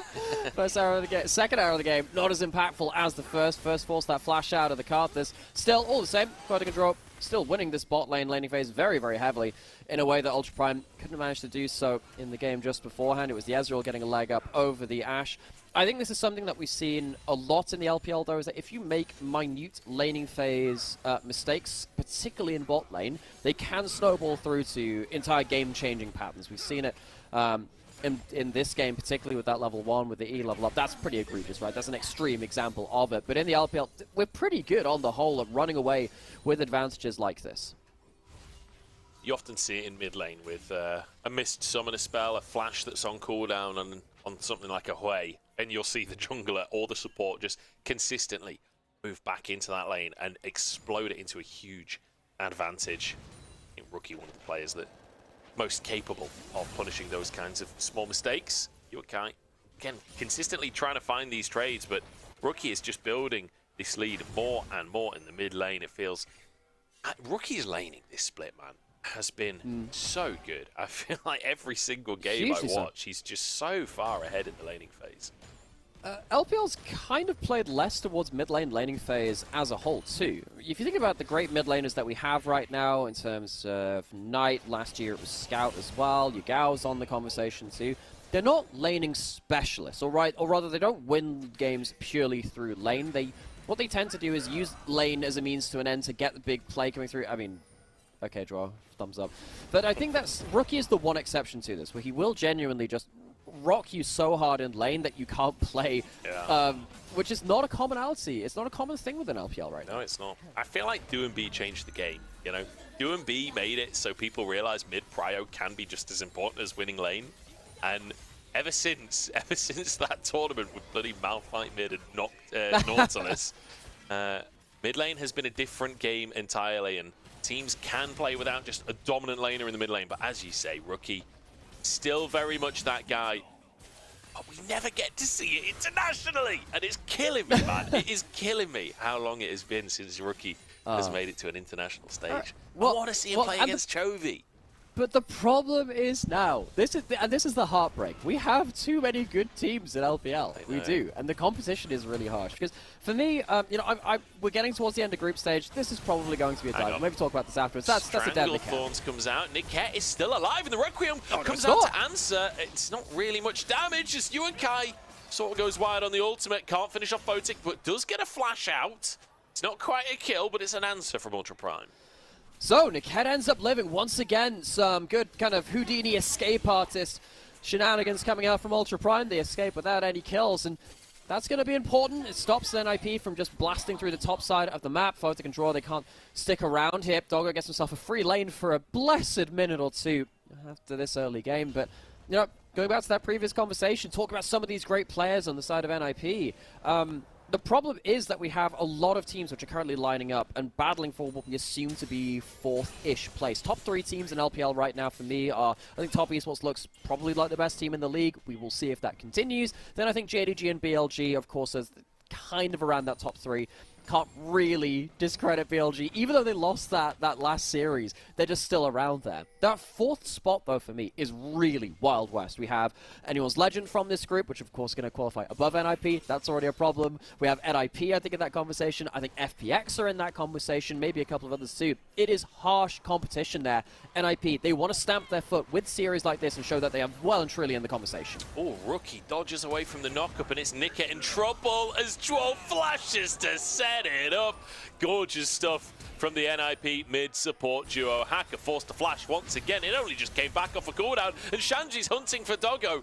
Impale flashed away from NIP, just not letting the pressure up. If there is one skill set which Rookie has above all else, it's just how does he find these random fog of war position plays? Like, he's done this on the Corki before. He just turns out of the weirdest bush from the weirdest angle and causes you to lose a fight, just like he did there. 1.6k up at 14 minutes individually. Absolute insane performance from him on this. And now, once again, we're seeing the master of mystery, the Fog of War player himself, putting Ultra Prime into the dirt, and this is exactly what they didn't want. They lose this game. They don't get a chance to fight towards that upper group. They certainly don't. Shanji, perhaps an all-out angle here as Jingtian pulls him underneath the tower. Shanji going to be forced to flash. Nice little angle from Jingtian. Finds a window and gets his flash. That's something, at least. While all of this has happened, Jingtian, he gave up his early laning phase to make sure that Doggo and Niket didn't die under that tower because of Doggo's level 1 mistake. Now he is down 1.3k himself, just like Rookie was a little earlier. Rookie's even accelerate that now up to 2,000. But top lane lost its lane because of the bot lane mistake at level 1 from Doggo. And Ultra Prime, they're falling apart across the map now. Such a difficult position where they just don't have any gold to fight with. It's really tough. Unless something can happen for them to find an advantage later. I mean, they're 5k down. It's only 15 minutes. Arrow on the top side, and Rookie is here to try and capitalize. Jingtian is on Cassante, but might just be dived anyway. There's no minion wave is the one big problem, but Photic Duo, you don't get to run away from Ashen Braum. There is no escape. Duo there to make sure that he was definitely not going to get away as Photic finds the kill, and that'll be a tower in the top side and a Herald on top. Not to mention 6 scrubs that they got earlier. Stop! They're already dead! They're already dead! There's so much going up to the side of Ninjas in Pajamas. That is such a killer blow towards the top side. Photic, you know, I've had my issues with him on some of the more traditional AD carries, but when he has something more utility to play around, like the Ash Arrow, like the Jin W or whatever, he's looked like a completely different beast. I think Photic, yes, you can level some criticism from that first round robin. He has really stepped up and put a lot of those worries to rest as it stands. Does feel a little bit like Ultra Prime are sort of just getting diffed in this one, doesn't it? And I know a lot of that stems from the level 1, but I mean, credit to NIP for brute forcing off the back of that level 1, but even still, this feels a little hard to watch for me, honestly, because I really like this Ultra Prime team. I don't want to see them suffer, but suffering is definitely the right word for how this game is going, as it's 16 minutes in. The Herald's just going to be slammed to finish off a tier 2 in the mid lane. In the meantime, Rookie is 1v1ing Jingtian, and there's going to be a TP up top from Shanji as well to try and finish the job there. In the meantime, Yuakai does manage to cancel the TP. A small win for Ultra Prime in that they stopped a summoner spell being used. Ah, yes, glorious victory. They stopped that from happening. Never mind the fact that they might die on top side and still lose that inner turret anyway. There is silver linings feel quite tarnished now at this point. Do you know, we're 17 minutes in and it's still only 3 kills. This game might end looking like an actual football score rather than a League of Legends score. Like, so keep your eyes out for what? So what? Keep your eyes out for 7-1. Look, I'm just saying there's a chance. I'm just saying there's a chance. Oh dear. Yeah, I mean, to be fair, Ultra Prime, this game, if we're talking about football, they're looking about as likely to win this one as England are with the Euros. Oh, don't start. Don't you start. Look, buddy. So I live in Berlin. Of course, the Euros are happening around Germany, and I get to see a lot of football fans. One of the strangest things there is, because when I tend to watch through stream games, I get spoiled for the goals because everyone watching on TV in the street gets it about 10 seconds before. So I get advanced warning about when anything happens in those. Well, luckily for you, no spoilers in the England games because there's no bloody goals. Yeah, I was chatting to my granddad about the England squad, how he reckoned we were going to do when it came to the later stages. And do you know, when you're on Twitter all the time, you see people talking about the actual quality of the games and stuff. You kind of forget that, like, people that really love football and that watch football all the time, they're much more interested in belief, you know? They've got that true faith in the team, and Granddad's like, yeah, they showed what they needed to and nothing more. They're going to bring it out in the main stage. That's what he reckons. We need more of that in League. You need to trust your teams. Even I have to say, it's a big thing you got to trust. Even when you are against the wall, even when stuff like this happens, you need to find some belief. They do get out without losing any kills. Just there, Shanji flashes away. Rookie diving forwards. I mean, Ultra Prime, they're just getting whittled away. A rocket lands. A chair nearly finishes the job. Joao taking me back to Hell in a Cell back in 1995 or whatever it was, throwing chairs around. That's going to be an inhib taken, and they're just going to keep on pushing, aren't they? They might just end the game. It's only 19 minutes on the clock, and NIP are trying to end the game. Doggo desperately getting onto the fountain as Nika looks for a knock-up. There's a stun against the wall. Joe so tanky with that unbreakable. Moves over to the team, and the impale is massive. That's 2 as NIP continue to snowball. It's 19.5 minutes on the clock. NIP don't even need a win today, but they don't care. Yuakai goes in, Yuakai goes out. Rocket dodge, but Ultra Prime will keep themselves alive. Yeah, by God, they're broken in half. They've fallen through the commentator's table, but they're still just about breathing. The 10 count hasn't quite come through for Ultra Prime, and you know, we're talking about maybe needing a little bit more belief, and even against the better analytical judgment of points for some of these teams, it's getting quite hard to do that for Ultra Prime, because these kind of fights, it feels like a victory lap for NIP. You know, Nikat, he's trying to do these defensive Ws that Rakan can do to pin someone into the front line after they've dived forward. But where's the damage? They don't have the ability to stick onto a target, and diving through into this team is absolute hell when you are this far behind in the game. Credit to NIP. They have ruthlessly snowballed this game. This has not been a contest. It feels like watching solo queue. And you have to start asking hard questions for Ultra Prime, and especially for Ultra Prime fans. Like, one of the questions I'd have to ask is this a library? Because I can't hear anything. I mean, to be fair, it's not very fair anyway, because the Gyos have not typically been that strong for Ultra Prime in the first place. Tough one here. 5-0. 5-0. Not a single thing has been picked up by Ultra Prime. Just that one Drake keeping them away from a perfect game. Niket dives in, stunned up, taken out. Jingtian dives in to donate a second one, as they didn't want to let Niket die alone. And he won't, because Jingtian's going to go down as well. Try as he won't escape on that one. Ultra Prime, it has been a difficult day for them, as the Nexus looks surely within the sights of NIP. This will knock them out of contention for Group A. No 7-1 today, because that's an 8th kill on the board for NIP. Doggo gets back onto the fountain. NIP, 21 minutes on the clock. They're trying to finish the job. Unfortunately for them, they killed a Karthus, who cleared the minion wave immediately. But Doggo, again, just sent back onto the fountain. How many times has he been sent back to fountain? We're not even 22 minutes into the game. Another kill onto Niket, who just can't find a way in, and I'm not really surprised on Rakan against this much damage. Nexus Towers finally sieged, and the game might finally be over. I say finally, it's only 22 minutes, but for Ultra Prime, it's been 22 minutes of sheer agony. The level 1 was a disaster, and everything else that followed was pure pain and punishment out from NIP.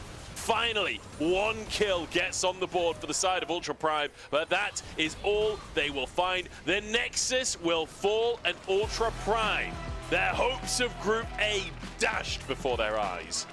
Only a kill and a dragon stood in their way of what could have been a perfect game. Ruthless from NIP. Absolutely ruthless. Some smiles on the faces of Qingtian as he shakes Qingtian's hand. What do you reckon he said there? Get bodied, kid, or something. Like, how can you be laughing at a time like this? You're laughing. Yeah, it's like you're laughing when all of this happened. Gosh, man, well, how else do you deal with this? What a shellacking. Ultra Prime, they went from, not gonna lie, if you look back to that Nexus moment against anyone's Legend, it was Yurko taking an extra tower turret shot or two on the Nexus. It was a couple of misplays around that which stopped them from walking away with a 2-0 that would have sealed them into that upper group of the next stage.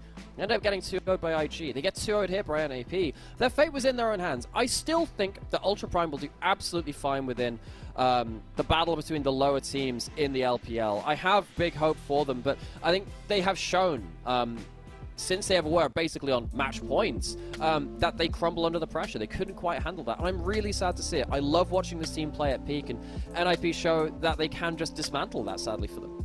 Yeah, NIP, we're kind of like, we'll show you what playing at peak looks like. Absolute decimation.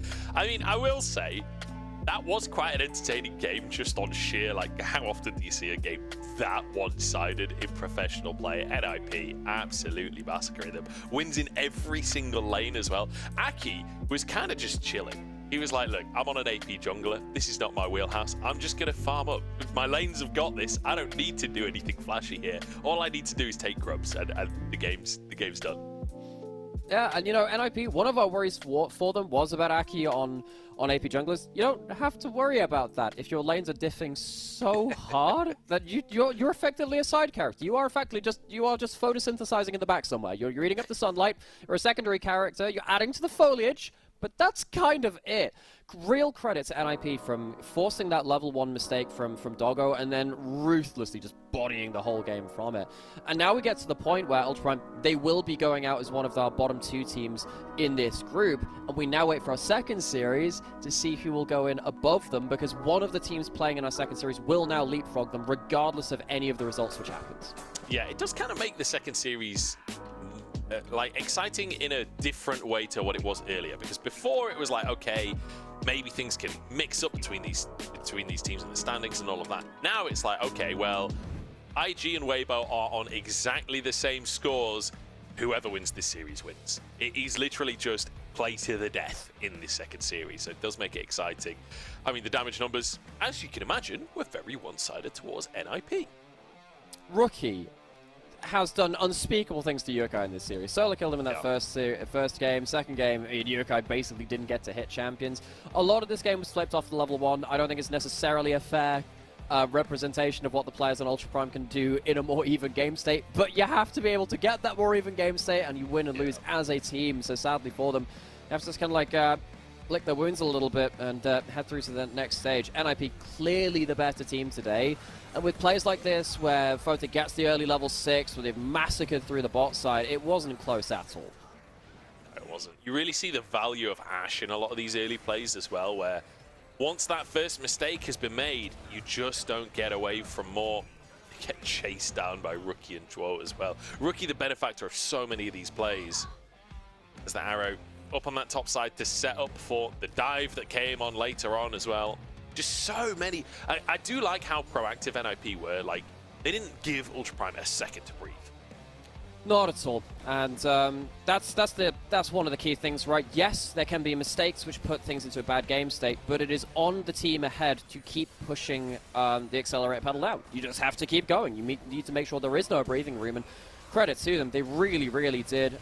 It felt like every single player on Ultra Prime was completely defanged. It was very, very hard for them to walk up and engage. And the Cat, who has been my standout player of group stage in terms of rookies, was completely silent today because of how NIP stopped him from getting these engages. A great moment as this too. Desperation has started to set in, gets hit by an arrow, can't E his way out to safety, and is completely locked out of the game. And you know, I'm hoping that this is just a blip, a bit of a blip for Ultra Prime. Maybe when the pressure is taken off a little bit and they get to reset for the next stage, they can find themselves a better level of form against some of the teams which are struggling across the LPL in the lower group. But NIP, they absolutely dismantled them today. NIP definitely looking like a team that can fight towards the top off the back of today. The question is, can they repeat these kind of performances against the higher tier teams. At the end of the day, their group stage a little bit more grueling than a lot of people would have wanted and expected from this team. I mean, Group D in general has just been completely topsy-turvy. The crazy thing is, with Ultra Prime now out of the running in Group D, if Weibo wins later today, we can still see the same 3 teams that everyone expected to leave this group, leaving this group. After all of that turbulence, we could still end up with the original expected result, which just...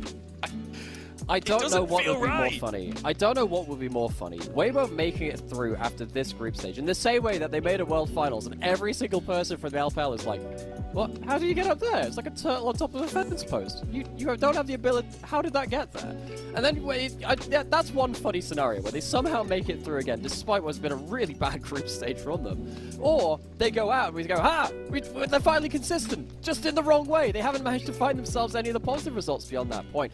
It is going to be a very academically interesting second series. I think IG have looked a lot better than the first round robin as well. They have improved, and YSKM also had a great series versus Ultra Prime when he joined back into the team there. So second series of the day, I don't care how the results are. I think we have entertainment abounding regardless.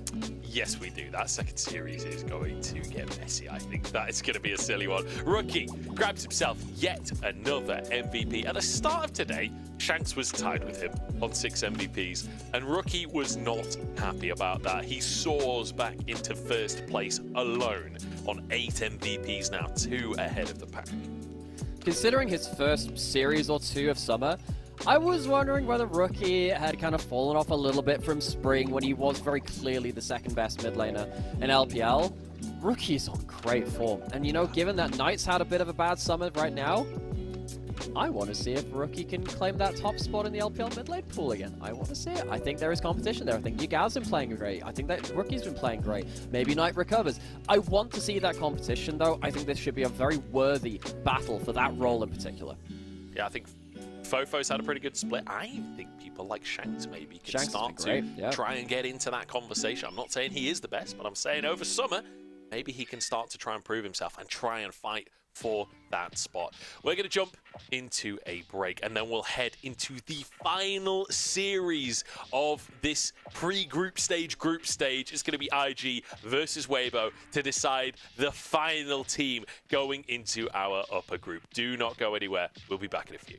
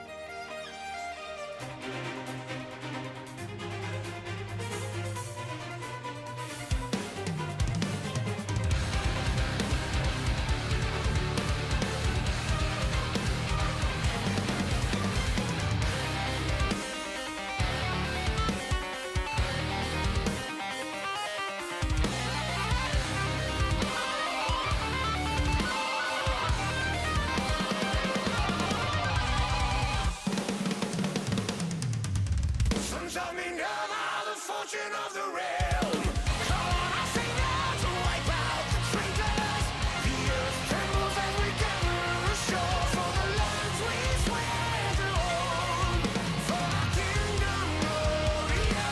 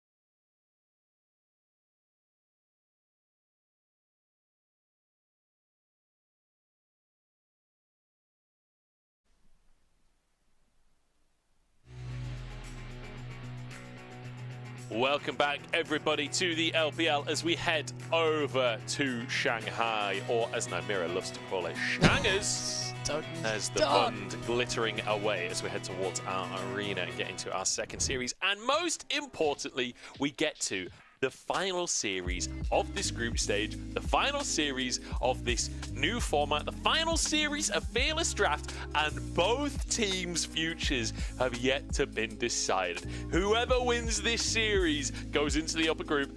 Whoever doesn't goes down into that lower group. I was going to say goes home, but that's not really... I mean, they'll both go home tonight, I hope, but yeah, they'll go into the lower group. So everything's on the line. You win, you're in. That's it. There is no crazy head-to-heads to work with because Weibo had a 0-2 head-to-head versus Ultra Prime. Things could have got a little bit spooky there. And as we come through into this, worth noting, Weibo brought back Crisp into the starting roster. Their last series was with X-Bear, who was in the LDL, but they are back to the roster that we've known from them for summer. And hopefully, it can look a little bit better than it has done. I think either team looking to try and prove something today, looking to try and prove that they belong in that upper group, especially Weibo. I feel like this is a team that, on paper, should be an upper group team. But in reality, what we've seen from them so far this split really has not looked that way. Invictus Gaming, on the other hand, I feel like this is kind of a rookie story to some extent. This was an experimental roster and have looked better than I think a lot of people expect. Certainly better than I expected. But coming in today, I'm hoping we can see a final flourish from them. I'm hoping we can see them prove themselves and try and fight for that upper bracket themselves. No, and I think, you know, IG, for the first round robin, were clearly the worst team in this group. That's what makes this quite special in a lot of ways. Not because IG look pretty good right now, it's because they looked pretty awful before this, and they've grown to this point. I think Arn, for me, is the superstar for this roster, if you're going to call one out. You can see from the comms that he is directing the team. I think he's taken a lot of the burden off of Vampire's shoulders, who was obviously very, very troubled within Spring. And that's also allowed a lot more space for players like GLFS, also known as Griffith, I keep slipping between those two names, and Nani in the mid lane, so again, have an easier time of things. Because when you have a lot of rookies on the roster or players that have been struggling, it just gives them that extra breathing room, and it makes the game so much easier for them. Yeah, it certainly does, and we'll see how they're going to perform individually, especially Vampire, because he's up against Crisp, who's stepped back into the roster, as you mentioned before, Expert playing the most recent Weibo series, Crisp rejoining the roster today, so you have to assume something has changed slightly. Maybe Crisp just needed a little bit of time off to gather himself, because Crisp not really having a very good split for himself, but hopefully coming back in today, he'll be back on tip-top. Because we all know, like, this is the thing that's so frustrating about Weibo. We all know each of these 5 players at their top level can be a world-beating player. But where that form is, God only knows. Who knows, man? This team is... I mean, I feel like we really struck gold when we said they are consistently inconsistent. We don't know what we're getting out of this team. They're the only team to beat anyone's legend, the top team in the group. They are 7-1. That one was Weibo somehow. Even though they've ended up tripping up to almost every other team in the group. In fact, actually, the only other team which they beat besides anyone's legend was Invictus Gaming when they were very much in there before they started up very well in the second round robin. So Weibo, as you were saying before in the kind of the outro to the last series, it would be very, very on kind of like brand for them to somehow make it through this group after this weird, wild showing of form, but they're genuinely in danger of dropping out to IG. Yeah, it would be the most Weibo thing ever if they make it into that upper group, wouldn't it? But, you know, they're on a 3-loss streak right now, losing to almost... Or in fact, if they lose today, they will have lost to every team in the group on their way to the bottom. It would be a devastating way for the group to end for Weibo. It would be a great way for things to end for IG, though. What a moment that would be for such a young roster. And I think that's one of the biggest things. You can see all of the fans in favor of Weibo here today, not too surprising. But for the side of IG, one of the biggest things for me is just how young this roster is. Even the like veteran players on the roster, like YSKM, Nani, and Arn. Like Arn has a couple of years under his belt, right? But Nani and YSKM both have 1 year respectively each of professional play in the actual LPL. They've played in the LDL a while, but like this is an exceptionally young roster. So to make it into that upper group, that would just be phenomenal for them. Not only in terms of like the achievement of making the upper group in itself, but also in terms of quality of practice. When you've got young talent like this that have all individually shown some really high points, when you get to play regularly against all the top teams in the LPL, you know these guys will get a lot from it.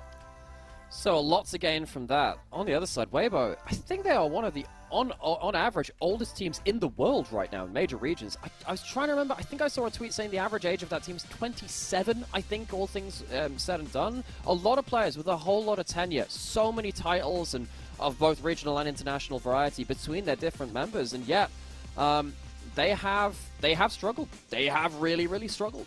So, as IG come out onto the Rift, I don't know if I'd be confident calling a favorite heading into this one because of the ups and downs of either team. I think that IG, they in the past, before this group stage kind of came through to the second round robin, they were a team that could do not many things particularly precisely, but they could team fight. And that's one thing which can take you very, very far at least. I think as it's gone through, I think we saw against Ultra Prime, their objective setup got a little better as well. They can play a little bit more reserved. I do need to see a building on that though, because IG's biggest flaw is knowing when not to fight. Even though they have some proficient team fighting, we have seen a couple of games where the likes of Vampire and GLFS going into the 2 frontline tanks instead of into the backline and just dying on the engage. There have been some worries there too. They need to show continual growth, especially because if they do win this series, by hook or by crook, they need to then level up again to then even be competing in that upper group. They certainly will. We'll see if they can level up in that way. Weibo going to step out onto the stage. And you mentioned their ages. I just had a little look at the ages, just out of interest. The youngest players on the team being Breathe and Light are both 23 years old. And, do you know, weirdly enough, their birthdays are 2 days apart. Really? So they are almost exactly both the youngest player on the team. But yeah, definitely a team that has a lot of veterans. He has a lot of experience among this roster. But we've just got to see that come to fruition. We've got to see this team working together better. And again, it's like, it's frustrating to talk about because so often it feels like difficult to pinpoint really what has gone wrong because players are making mistakes in ways that you just don't really expect this roster to do. Like Xiaohu has really had a really rough year for himself, and it's in a way that so often with these kind of veteran players, as a commentator, I kind of, you see peaks and troughs with all players in terms of form, and you kind of just, like when Rookie misperforms for a few games, you're like, he'll be back. When Xiaohu misperforms for a few games, you're like, he'll be back. And the question is, like, at what point does he come back? At what point does the rest of this roster come back? At what point do we see these players playing the way that we all expect? At what point does the boomerang break? It's not coming back after a certain while, It's a lot of these players on the side of Weibo, they fall into this. Crisp had some magnificent moments last year, and even in spring, he even got subbed out this summer so far. He's been on a pretty terrible streak of form. Xiaohu, as you said, basically since Worlds last year has been on a real downswing. He's had 1 or 2 games here and there, but it's very hard to rely on him. And I think one of the big issues for Weibo is that when it comes into the big team fights, because Light is not carrying the way he did in spring as well, I don't think that Light's been the problem, but he's just not hard 1v9ing the way he was to carry this team as he was in 2023, and of course in some bits of spring as well in 2024.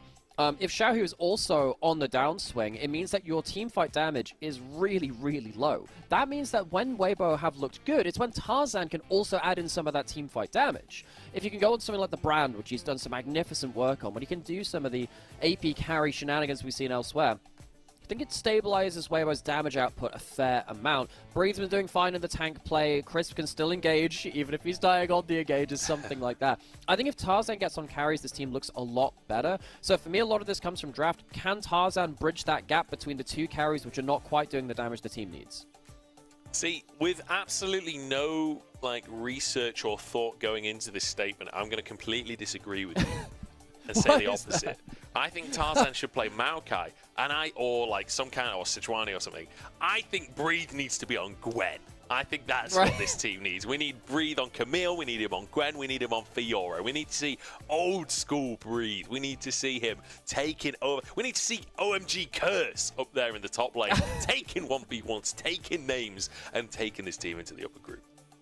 I'm trying to think how many games of Gwen we've seen around the world in summer. Not many.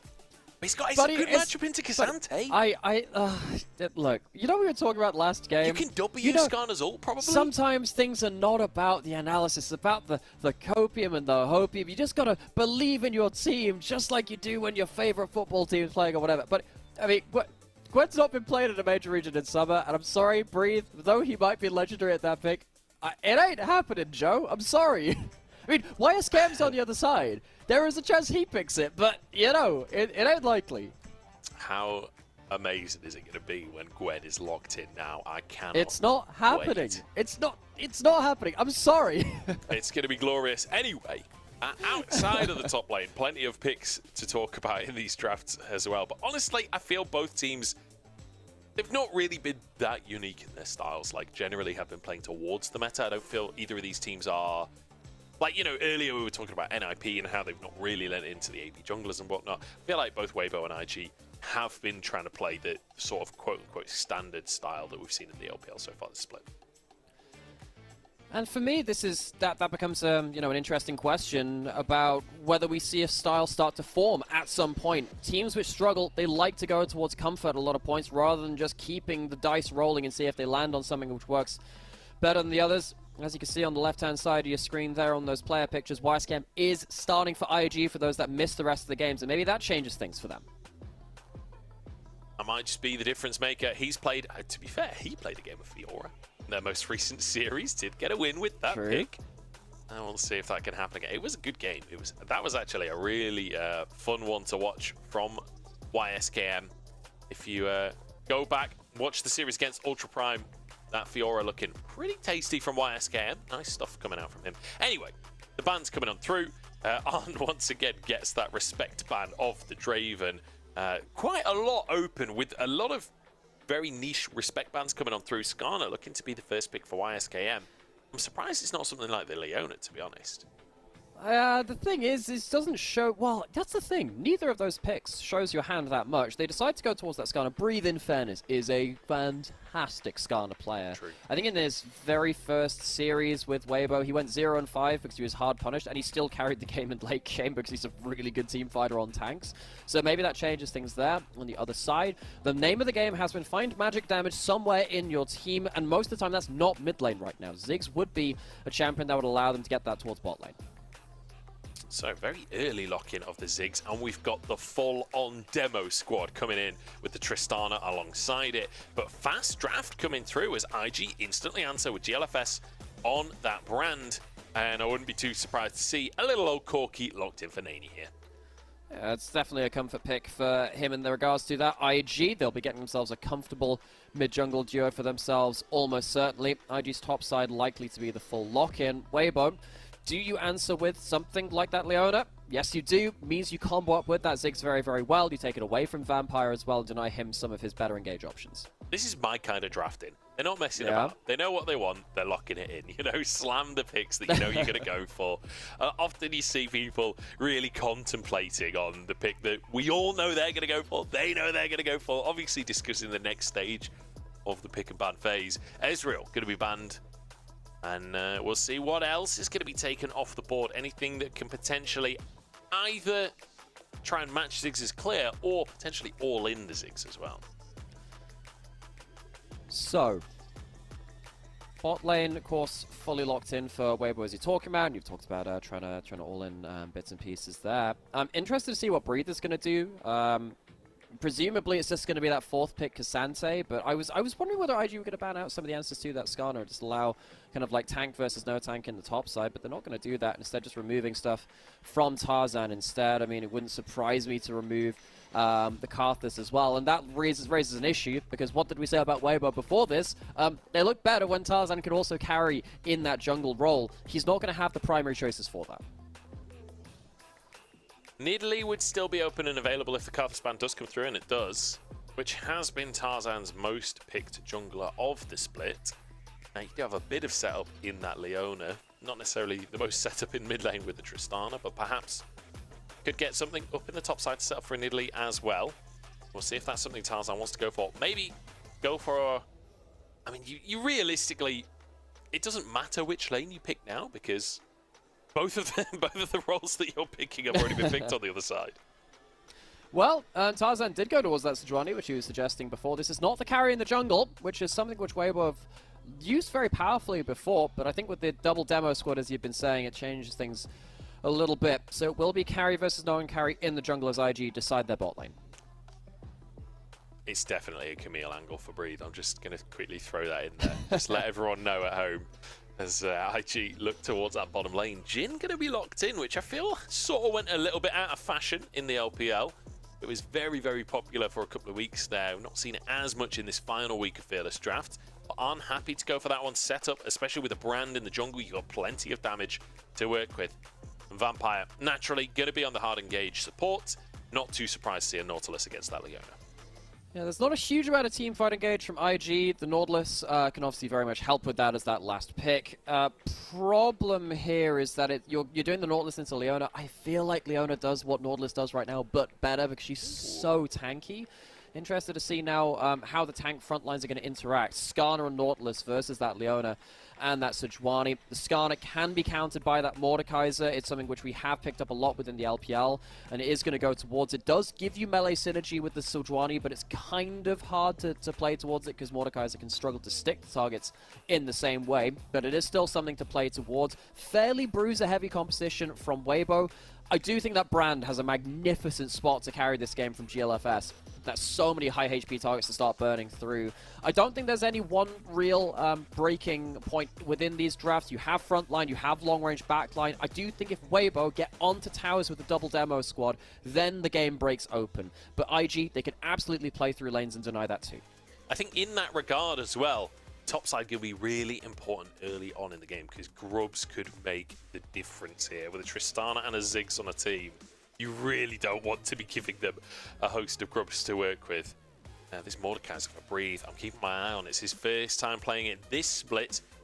Got about a 50-50 record over his career on the pick. We'll see how he does in this supposed counter matchup. It's a matchup that a lot of top laners have happily taken. We've seen it with varying results, but I just want to remind everyone at home as we head into the first game of this series. It's Weibo versus IG. They are exactly tied in the standings. They are tied in series score. They are tied in game score. And whoever wins this series moves into the upper group. Whoever loses goes down into that lower group. IG, a brand new rookie squad looking to make it into the upper half of the LPL, but Weibo are there standing in their way, consistently inconsistent as ever, and hoping to make it into the upper group regardless.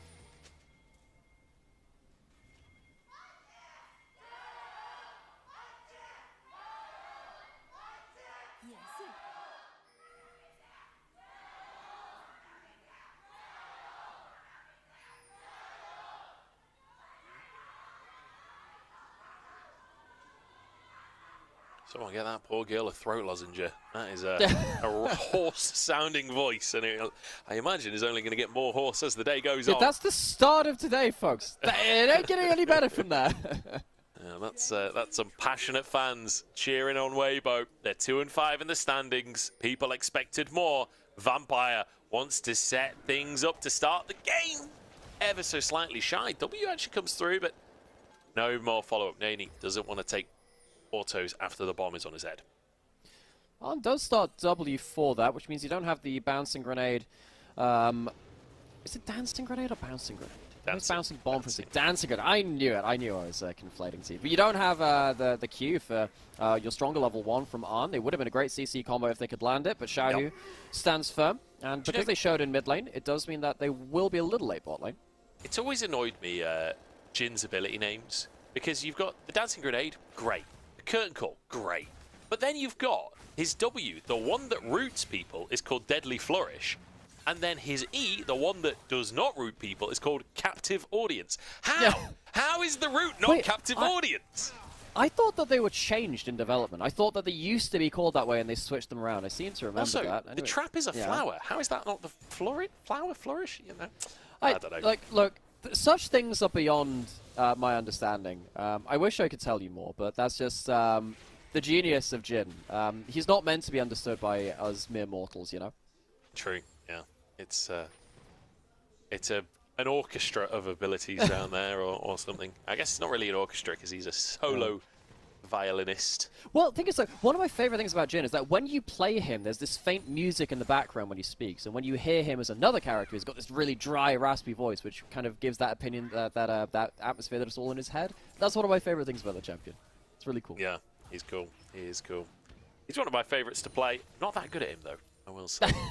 But then that's sort of true of most champions. I'm just not that good at the game myself. I really enjoy watching the game. I do a lot more watching than playing these days, to be honest. But anyway, let's talk win cons. Let's talk jungle pathing. As we've got Tarzan moving down to the bottom side. We've got GLFS playing up towards that top side here. It looks like we are just going to be trading those crabs to start off with. Xiao hits level 4 and gets a very nice trade. I love that Nani, he loses the trade. But I kind of respect that he literally just stood still and tanked that. Arn going to be stunned in the bottom side, and that's his cleanse going to be used as Tarzan keeps chasing for a root on Vampire, but a good hook gets him out to safety. Tarzan does get some damage down, and this does mean that Arn and Vampire, you know, they started the W for that mid lane play. They didn't get themselves control over the bot side wave. Arguably because of that, you have less wave control without that dancing grenade at level 1, and it means that they are kind of on the back foot for when Tarzan comes down towards the bot side as well. Arn's still going to give himself a fine first back, but Light has the teleport. He's going to have an easier reset. He can stick around for another wave or two, and then he can come back into the lane. At his own leisure, really. He isn't forced to reset on the same timing as the traditional AD carries that don't go towards that teleport. Another trade in the mid lane. Corki versus Tristana. This is what you expect, just consistently going back and forth as Nani sees an advantage, sees a window to get that trade, but won't be able to find too much more. And the fleet footwork on both sides does mean they can kind of stay in that lane. But Xiaohu finally gets his opportunity to recall. Very likely will grab himself that call. Just realized we got a little bit interrupted on the win con condition. Win con condition. Yeah, win condition. Yeah, yeah. Yeah, or the famous one from Halo was Mac Cannon. What did the mass accelerator cannon? You're firing cannons out of a cannon. Incredible. Yeah, so when we talk about the win conditions for these teams, I do really think that IG have a good ranged pick combo. I think if you manage to get the Nautilus Jhin into brand damage, I think anyone on Weibo is going to die very, very quickly. And I think they have the range to pull that off. So look for that combo as we get later into the game. On the other side, though, combo from Leona is important. Nice satchel charge from Light there. As Chris takes a big chunk, Arn is pushed away by the W from Light. Very, very nicely done to protect his support. That's important to note because if one of these bot lanes wins, I think the combo from either side gets much, much stronger. If the Jhin Nautilus get to roam out of lane, very powerful for them. If Chris gets to roam out of lane and combo up with a Light beyond level 6, that also gets very, very powerful. Tarzan might just be looking for a steal. He's not going to go for it. Vampire checks the brush. Good stuff. And the 2018 IG flare comes out from Vampire as he looks for a hook on Light. And he finds it, the deadly flourish to follow it up. Light forced to flash away. And now Tarzan's alone. Xiaohu gets into the mix though. And that's a lot of damage. Bomb on Vampire's head. 2 for Xiaohu as IG sent packing at the Drake. A bomb lands. And that's a triple kill. Xiaohu's back. Oh, and it's that silver bullet into IG in the early game. That combo, which could have been so powerful, is now going to be set behind, and Xiaohu on the Tristana gets to explode into the game. Goes back with 3 kills, gets himself a cull to keep on scaling as well. Weibo get that kind of like divine sign in this early game. And one of the big problems we talked about from IG, great at team fighting at most points, but they are really poor at knowing when not to fight. They're enveloped, they're going to be surrounded. Tarzan gets a 3-man W, which in the early game from the Sejuani is decent damage. Xiaohu gets to set up for multiple resets, and IG, this is not the fight which they would want in such an important series. That's a phenomenal start from Weibo, isn't it? We've been asking for more from them all split long. And maybe this final game is where we see them step up. You know, they would just take it easy. It was all it would be so guys. typical. It was all part so of the plan. typical. I cannot believe that they would do that again. Surely they wouldn't. But IG, you know, need to really track what they're doing now with the next fights which they go towards. Vampire in that last fight, again, really trigger happy to go in, but I think as a team to make that call to fight there was just the wrong decision when they didn't know where Xiaohu and Tarzan could impact that fight. I'm really afraid that if they keep doing that, this game is not going to be a particularly big contest. If they're making big engages onto the front line again, it's going to get that much harder for them. And another factor which will add into that too, is typically when we see the Mordekaiser into the Skarner, the enemy team from the Mordekaiser will try and gank the Mordekaiser so he doesn't get ahead of that lane. Because Breathe is even right now, he'll be getting easily onto his 1-2 item spike, and that's going to really be a problem later on. Mordekaiser, if he's set behind, isn't really that much of an issue. If he gets ahead of the Skarner, then imagine in the team fight, Skarner starts rolling forwards, gets ulted out. That's going to be a big problem. That could also happen to Vampire too. Breathe has been left alone in this lane, and he's very happy with that. He certainly is. So Breathe gets his neutral lane that he's very happy with. Tarzan gets to contend the early objectives, although, to be fair, the objectives have all gone the way of IG, despite the fight after the Drake. But then Xiaohu, 1,000 gold up in the mid lane, and simultaneously, Light has built a 1,000 gold lead down in the bot lane as well. Got 3 assists on the previous play, got a 20 CS lead in this laning phase. But perhaps that will change as Vampire finds a hook onto him. Arn gets that full shot, looking for a deadly flourish, but the bomb goes out to Jhin instead. And Crisp doing his best to protect Light. Bomb goes, the stun comes out onto GLFS, and everybody dives on top. Crisp will fall, but it's 1-for-1, and Weibo have flipped it back on his head again. It's really fun kind of back and forth of flipping between targets. They're trying to kill the carries after someone was caught out in the front line. Vampire finds a hook onto Light, but they can't finish the kill. And another kill going over to the Ziggs is a big issue. I do think that GLFS getting himself a kill on the Brand, that's helpful. He can very much burn through the front line and is an important part of IG's combo. But it's not even a winning trade, because now you have Light there with first item completed on a really good timing. Weibo, very, very happy to play through the Ziggs-Leona combo later into the game too. Honestly, Ziggs already having first item is not what you want as IG, and you fully expect Tarzan to be trying to move to that bottom side to help Light finish that tower if he can. But first, Grub's going to be spawning in a minute and a half, Drake up in a minute. I expect those objectives to be the priority. If Weibo can get themselves any grubs, it really helps them, because they have themselves the winning side lanes in a lot of ways. You have that Tristana with so much early gold, and you have that Mordekaiser who is very, very good at dealing with Skarner if you do get that neutral lane, as we called out earlier. So Weibo, they'd like to contest towards that. Need to see whether they'll get that ability to get that big combo off before that fight. I think they're getting to the point where they really can start to team fight. First item on Xiaohu, first item on Light, really puts them beyond the point in the game which we'd expect them to be at this timestamp. If they can get those grubs and trade it 3 for 3, even just get a couple for themselves, it's very, very impactful for them.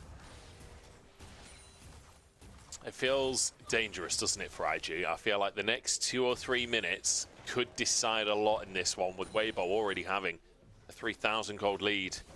If they manage to snowball that, if they manage to keep building a lead over the next few minutes, it could get real dicey real quick for IG. Another plate goes the way of Light down in the bottom side, because Vampire roaming up to try and make a play with GLFS, but just going to be spotted on that ward, clears away that vision. As Breathe now on YSKM has that Death Realm available. YSKM chunked down to half HP. This becomes dangerous for the Skarner. This is why you want to gank the Mordekaiser early. Make sure that Skarner can get a good first back, good first itemization, because Breathe will be very happy as this game goes on. Vampire's moving his way back towards bot side. Any play which happens now, reminder, you have the Solar Flare, Ziggs is very strong, someone is dying. If Griffith gets caught, that could be it. There are 2 wards behind enemy lines for IG. There's one at Raptors, there's one at Krugs. 2 massive TP opportunities for Breathe if they need it, but it looks like Weibo might just get this uncontested. TP coming out from YSKM, and Breathe just going to join the mix in the middle of everyone. Weibo get the Drake. Oh. The hook is a little too soon from Vampire, and he's now going to be pulled in. Breathe doesn't commit the Death Realm, but keeps everyone away. Now Ping's going towards the top side as everyone moves towards Grubs. Yeah, now that's going to be a really important Weibo. We said any grubs to them means an awful lot. No one manages to capitalize on the teleport from Breathe. Xiaohu! Oh, nice stun from YSKM. Denies Xiaohu's jump and finds the pick that IG needed. Instant wall slam, instant CC, and Xiaohu just positions poorly. Means that IG, they get themselves that kill which they wanted. Light is left alone on bot side, and with him going through the fast fuse passive is going to shred the tower as he has been continuing to do so. Weibo, they won't get access to the grubs though, which we did say were important. IG get a miniature win there. IG will be able to snowball these grubs, and honestly, I'd say it's more than a miniature win. That's going to be 6 grubs for IG. They don't necessarily have the best tower taking composition in the game, so the grubs, I'd argue, maybe even gain value there in the fact that you now can take towers. You now can actually damage these towers as a Skarner, as things like the Corki and the Jhin. Weibo trying to move through as a team, but Xiaohu gets slowed and just kind of gets caught. He greeds. You can't be positioning there. YSKM showed this against Ultra Prime as well in the last series. Very, very quick at him kind of pulling the flash Ixtal's impact into the Impaled. Very, very strong CC combo, and it means that Xiaohu does get shut down, and that gold also goes over to the Brand. Huge carry on the other side, so yeah, IG, they get something back. There is still problems with how Light can just go around the map. There's still a minute to take plates. He can go into another lane potentially. If IG leave this mid lane unattended, Light will absolutely shred it, so they can't afford to let that one go. Just want to quickly mention as well, Trinity Force picked up here by Nani. Only on the 1 assist, down in gold, but didn't go for the cull, so ever so slightly earlier there on finishing that. Trinity Force wants to be a part of these plays as Chris caught up by the Deadly Flourish, and Vampire follows up there. That's a flash forced out from the enemy support. Chris not in the best position either, so Weibo a couple of times now caught out in these river brushes either side of the lane. and punished for it. It's not the biggest thing. Chris will still have a decent amount of HP. That'll be that. Weibo still trying to get some plates here and there. Xiaohu just in range for this last one. We'll get something just before that comes through. It's a big gold advantage coming in from Weibo, primarily through that tower pushing, but also some of that early skirmishing as well, working out to a couple of kills in their favor. IG, they don't have great positioning on the map right now, and Tarzan does have flash and ult. He can very much pull the trigger. That pink ward's not in the brush. The pink ward hasn't actually hang on. spotted the ward, so we'll Vampire. be seeing there. Vampire has overstepped, does have flash available. I don't know if that's even going to get him out, but the curtain call comes through, and Crisp just gets abandoned by Tarzan, who wanted a kill of his own. 1-for-1, both supports down. Yeah, you can see how dangerous the combo is on both sides. Vampire trying to get vision control, can't quite manage it. And as you said, the ward is not inside the brush. Weibo going to go over towards the Herald now. They don't have their big combo, and they are more reliant on it, I think, with that Ziggs ult. Maybe that'll put IG into a position where they really do want to fight. GLFS, no flash, no ultimate, chunked out. It's going to be hard for him to move in and really contend this one. I think Herald is going to reset here as the Impale comes through. Breathe, put in kind of an awkward spot. Might just get burst out. There we go. Nice kill picked up by YSKM, using the Impale right at the end of the Death Realm. I have no idea what Breathe thought he was doing there. Uses the Realm of Death really early onto the Skarner. It's not even used onto the Brand to try and deny him a smite or something like that. And Breathe doesn't have himself a great 1v1 in there. It doesn't get his passive up early enough. Means that IG, in the last minute or two, managed to get a couple of good picks, get themselves a Herald. That's a Herald with a 6 grubs buff behind it as well. So IG have a big power play to open up something like that mid lane soon after that point. So despite the fact that Weibo had themselves the 3 kills onto Xiaohu and looking like what could be another early game blowout game within the LPL, IG have managed to get themselves enough back. Xiaohu and Light in a position to carry, but they need the other pieces of the team to start working with them a little bit here. Breathe goes for the ultimate, just stunned up the Impale, brings him into enemy territory. I mean, not entirely sure what Breathe expected. So I think he ended up he thought he'd hit the E, the Death's Grasp, or Death's Hand rather. Yeah. And if he'd done that, he would have kept his passive up, and he would have maybe gotten to the point where YSKM would have died, or at least be chunked out during that. But then he ends up pressing the ult midway through the combo. The E misses, and he looks a little bit foolish after that point. So sad for him. We know that the Mordekaiser can be a powerful pick into the Skarner. It's not an instant win pick, though. You do still have to get your combos right and to get that passive ticking onto people. That's where so much of your damage comes from. Sort of the classic Mordekaiser, isn't it? He's really, really good, but you gotta hit those abilities. Everything is a skill shot, so if you're missing those, suddenly not so potent.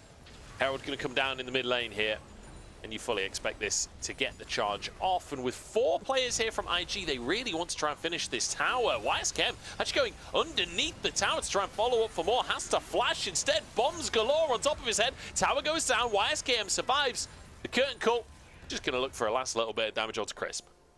Yeah, so IG, they use that power play to get that full mid lane turret. That's important. Lots of ultimates used, though, just before the dragon spawns. Breathe has teleport, has his ultimate back available. No grubs to help with taking this tower, though, which means that maybe that dies and he's collapsed on as a Weibo. Maybe just trade for the dragon.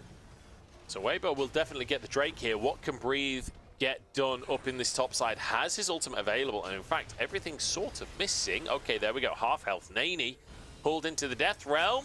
Dodges away from the pullback, though, and kind of just stays at range, auto-attacking. YSKM ready for Breathe to leave again. Nani under the tower. YSKM tanking, and Breathe walks away on a modicum of HP.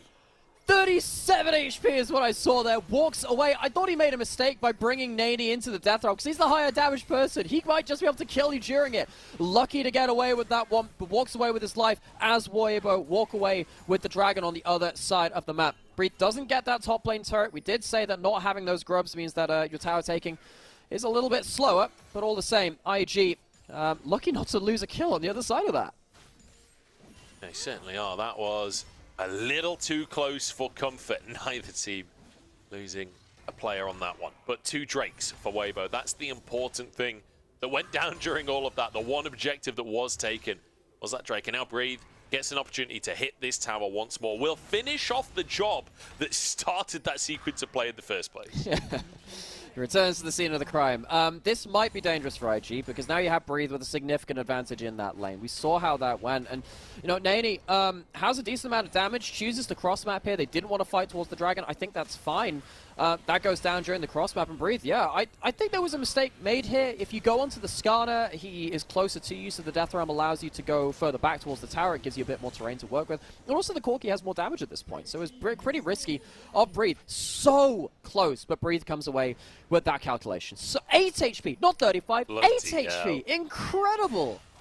About as close as you can get, realistically. Unlucky for Nani, but Breathe will be very happy with how that one's gone down. And this will be the third tier 1 taken. So Weibo, they may not have any grubs, they may not have a Herald, but they have got 3 towers down. Crisp now looking for an opportunity potentially onto Nani as Tarzan instead just dives forward onto GLFS. That's going to be a flash burn. Nani forced to Valkyrie, and he has to flash as well. Tarzan rooted as Breathe goes into the Death Realm. This time he's got Vampire. That's a 1v1 that Breathe can win. Vampire actually dives back into the mix as Tarzan jumps over the wall. Crisp following up, Impale only onto 1, and the bombs are getting so much AoE value. Weibo low on HP, but surviving as Crisp burns down, and Weibo still ahead in the trade. Curtain Call goes through. Light has to tank it. It misses anyway.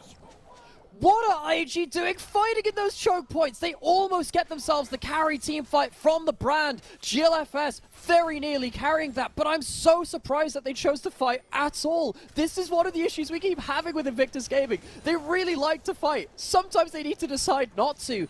Weibo close to going down in some key points there, but they walk away with some buff steals. They walk away with the 1 fight overall, even with the initial combo not hitting. Maybe that's what kind of puts IG into a winning mindset. Okay, the Ziggs ult is down, the Sejuani ult is down, but you're going on to Breathe on one side. I really feel like that's just not the target. Vampire taken down to solo HP and hooks himself into death pretty much at the end of it. Maybe he could have tried to disengage. It's quite hard to tell when you can't see where the Death Realm's borders are, but he can't fight beyond that point, and very dangerous. He might just go down again now. You see Xiao, who I think was trying to get behind him in the bush so he could use the Buster Shot, but unfortunately couldn't quite get that vision in time, so instead Vampire will get out with his life. A pick there. Maybe could have set up for a Baron, honestly, for Weibo, but won't find it in the end. Still, 2 Drakes for them. They've still got a massive 6,000 gold lead right now, and in fact, they don't need the pick.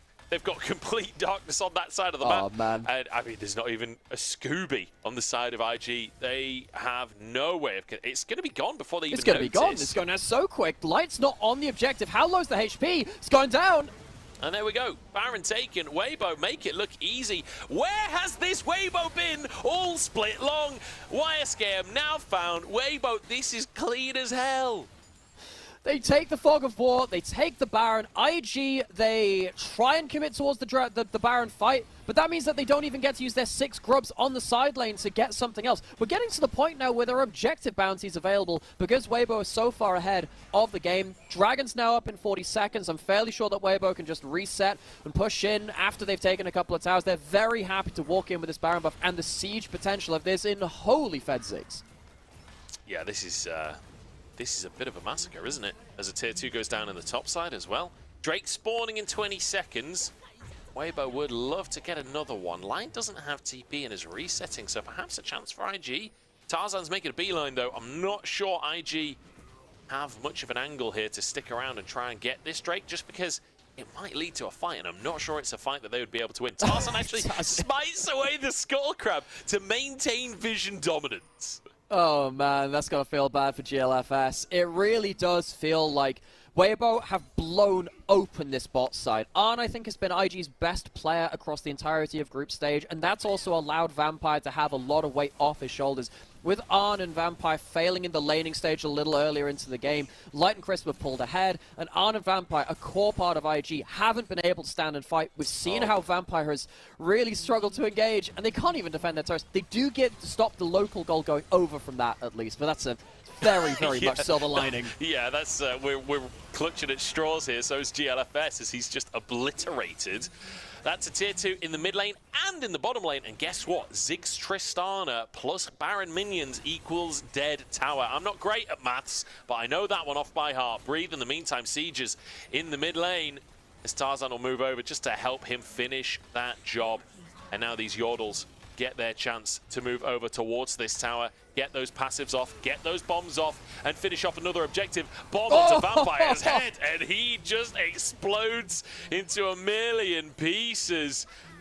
This feels just like game number 2 between NIP and Ultra Prime. This feels like a massacre. It does, and it turns out there's another secret technique to kill a vampire. You explode them with a bomb. Don't even need the garlic at the stake. Absolutely evaporated. They're pulling the ults, but it feels too late. The curtain call gonna do a whole load of diddly squat against Crisp there. A root lands onto Tarzan, but the stun can't follow up. The hook can't follow up. Tarzan gets out with his life. That's 2 inhibs. And finally, Weibo can move over to that Drake that we were talking about being set up about 2 minutes ago. So Weibo, real curb stomp of a game. I think they hugely won through that bot side skirmish and the bot lane laning phase beyond that point. Light on the Ziggs has looked fantastic. There are going to be some questions as this is our last series of Fearless Draft. Weibo looking fantastic in this game. Can they do this again? They're called Weibo Tap Tap right now. Can they do that? Can they tap tap, double tap in this series if they do end up this first game? It's looking mighty inevitable, but can they do it without these picks again against IG in another game in this series, you know? It seems poetic as well, because if they can't double tap, IG will rise from the dead and go into that upper group. We'll see if Weibo can finish the job. They've got to finish this game first, but honestly, with a 10,000 goal lead, it's feeling pretty easy to finish this one off, dare I say. I don't know, Weibo, I feel superstitious when I think about Weibo as a team. You know, they're one of those teams. Maybe not quite to the extent of like a KT over in the LCK, but they're headed in that direction. There's a lot of emotion involved when talking about Weibo. They're kind of like our region's flavor of it. Every region's got one. Used to have CLG back in the day. Yeah. YSKM, he's been spotted on the flank as well. He can maybe get something, but it's so hard. Light just flashes it away. Tarzan dives in. That's YSKM gone. Solar Flare even lands onto GLFS as well. He's chunked and will be finished off as Breathe. I thought pulled Vampire into the death realm there, but apparently not, as Vampire still surviving, but Tarzan goes down. It's a kill for IG. An absolute win in this situation. They only lose 5 players, and they manage to get a kill onto Tarzan. In reality, though, Weibo dominate. They finish the game, and they look strong as they start their final series of the first stage of the tournament. That wasn't even close. IG, they were spectators. They were just watching the game fall away from them. They lose that bot side skirmish where they give 3 kills over to Xiaohu in the bot lane laning phase. Already struggling at that point, falls apart even longer. Even further, rather. It feels like, really, Weibo, they took those early game mistakes we've seen sometimes in the LPL and once again run it over to a victory. There were 1 or 2 good picks in the mid game around those mid lane bushes, but they couldn't string together any series of good fights. No, absolute massacre from Weibo. Great draft and well executed from them as well. Snowballing through Light down in the bottom lane. And with that, we're going to jump to a break already. I can't believe the first game is already done of this series. Hopefully, IG have a little bit more in the tank and we can see it after the break.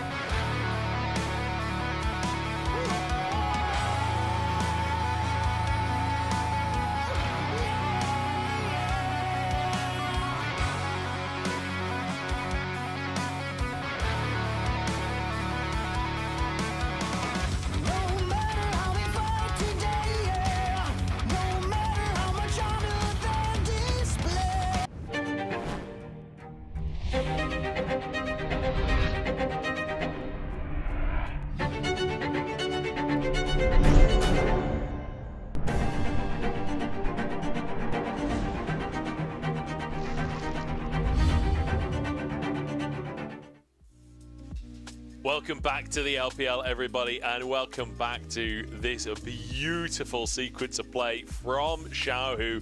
Feast your eyes on a triple that started the snowball for Weibo. I am so impressed with how Weibo managed to play out this game, and I'm so disappointed that it's happening now in their last games of the split, not the split, of the group stage. It's just how did we get to this point? How did we allow this to happen? It keeps happening. I just don't know. I really don't know. I feel like the most Weibo thing available is to dominate today, 2-0 fast fashion, go into the next group, 0-7, win their final game against whoever is flawless in first place. Like that, I feel like that's the most Weibo available sequence of events. Yeah. Tarzan grabs himself MVP, 1-1-13, definitely leading the charge for his team. Considering how Tarzan started off in summer, fantastic to see him on great form. I loved his ultimates. I loved how he comboed up. His early game impact cannot be overstated as well. He did a really, really good job of getting everything off the ground. And this is on the tank facilitator, which, credit to you, Mudge. You called this. I said, hey, Tarzan on carries, that's what they need. He kind of did carrying, but not on a carry chap. Yeah, very much relegated to Sejuani duty, but to be fair, it looked good for him. MVP taken.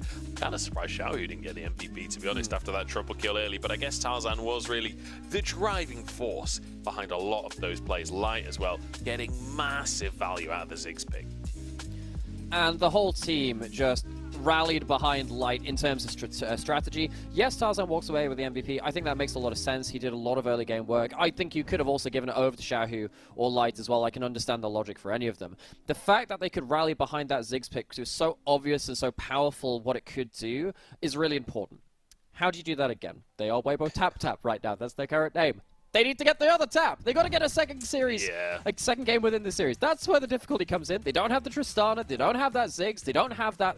Well, I guess the Mordekaiser is quite niche as well. But particularly the Ziggs and the Tristana being off the table is going to really hamper their draft from this point. Are you ready? They're going to lock in Graves for Tarzan now in the name of Tap, right? 2 barrels. They finish this series off in style. IG going to be going over to the red side by the looks of things for the second game in this series. We'll see what Weibo can pull out if they can finish things off in style and make it into that upper group. Remember, whoever wins this series goes into the upper group. It's Leona and Tristana banned away. Weibo have played them and they don't want to play against them. I think that's one of the things we've learned about Fearless, which is if you play a power pick, you can just ban it on blue side for the rest of it if you particularly want. It's not like you banning it away from yourself. You're banning it away from the enemy team, so you're keeping your own options open. We are getting a lot of the AD mid laners off the table. Corki would be available to Xiaohu, and with that available, but not for IG, you probably leave that to 2-3, but Weibo can still pick that one up. It certainly could. We'll see what they're going to prioritize as that first pick. There it is, that Corki. Or whether they want to go for something in the jungle, maybe want to change things up. But no, the Corki looks like it will be the answer for Weibo. IG, though, kind of have to show a little bit here because the Skarner's already gone. The Leona's banned away. All of the picks that you could go for that just plug into any composition feel like they've been taken off the board already. I am surprised IG would ban Skarner if they're going red side, you know. That is... Oh, you did it! Okay, it's not the greatest for Tarzan. It is for GLFS, though. Nani also picking up that LeBlanc. Very, very aggressive mid-jungle from Invictus Gaming. It certainly is. GLFS going for a carry, wanting to take things into his own hands. He's played Graves twice this split. 100% win rate, 33 KDA. He has looked good on the Graves. IG with some playmakers to work with going into game number 2. Weibo, though, sticking to the game plan, slamming an AP jungler. No, swapping to the Renekton for Breathe at the last second. So the Renekton really lane dominant, trying to put YSKM into a position where he can't use his own laning strength. Yeah, you are looking for an AP jungler at this point. You don't have that Ziggs, and you didn't lock in any kind of magic damage towards your top side either. You need to go towards something there. They did hover over that Zyra earlier. Interested to see what Tarzan wants to fit in. You have most stuff available. Lots available here for Weibo, but not going to go for the jungler just yet. Instead, going to get Crisp onto that rel. So, setup available, strong top laner available, but whether or not they actually get any AP junglers left in the second phase will be a different question entirely. As IG Well, now already got their jungle. So Light can still go towards Kai'Sa. That's your other AP option in regards to not being jungled. You could go towards another initiator for Tarzan. You can actually, at this point, see, you have Rel, you have Renekton. You could go for a Nidalee too if it's not going to be something like the Karthus, Zyra, more hard carry late game team fight jungler. I think you do have enough setup to make that happen, and Tarzan's been happy to play that one as well. A lot of bans towards that. For IG, they're going to have a lot of their engaged supports removed at this point, and that means that Vampire is going to be in a not great position. So yeah, I'm interested to see now how the teamfight engage comes out of IG, because I feel like a lot of that's just going to be gone. Yeah, we'll have to see. I mean, in terms of AP bots as well, like, you can get real spicy with that as a pick, but whether or not Weibo really want to be getting spicy in this draft when upper bracket is on the line. I keep saying bracket, it's not really a bracket, it's a group. But upper group is on the line. You want something that is fairly standard. You want something that you can comfortably pilot. Yeah, YSK fully reclined. Fully reclined. Man, no stress there. We're on Matt, a point which could, a game which could send us out of lower group. Who cares about it?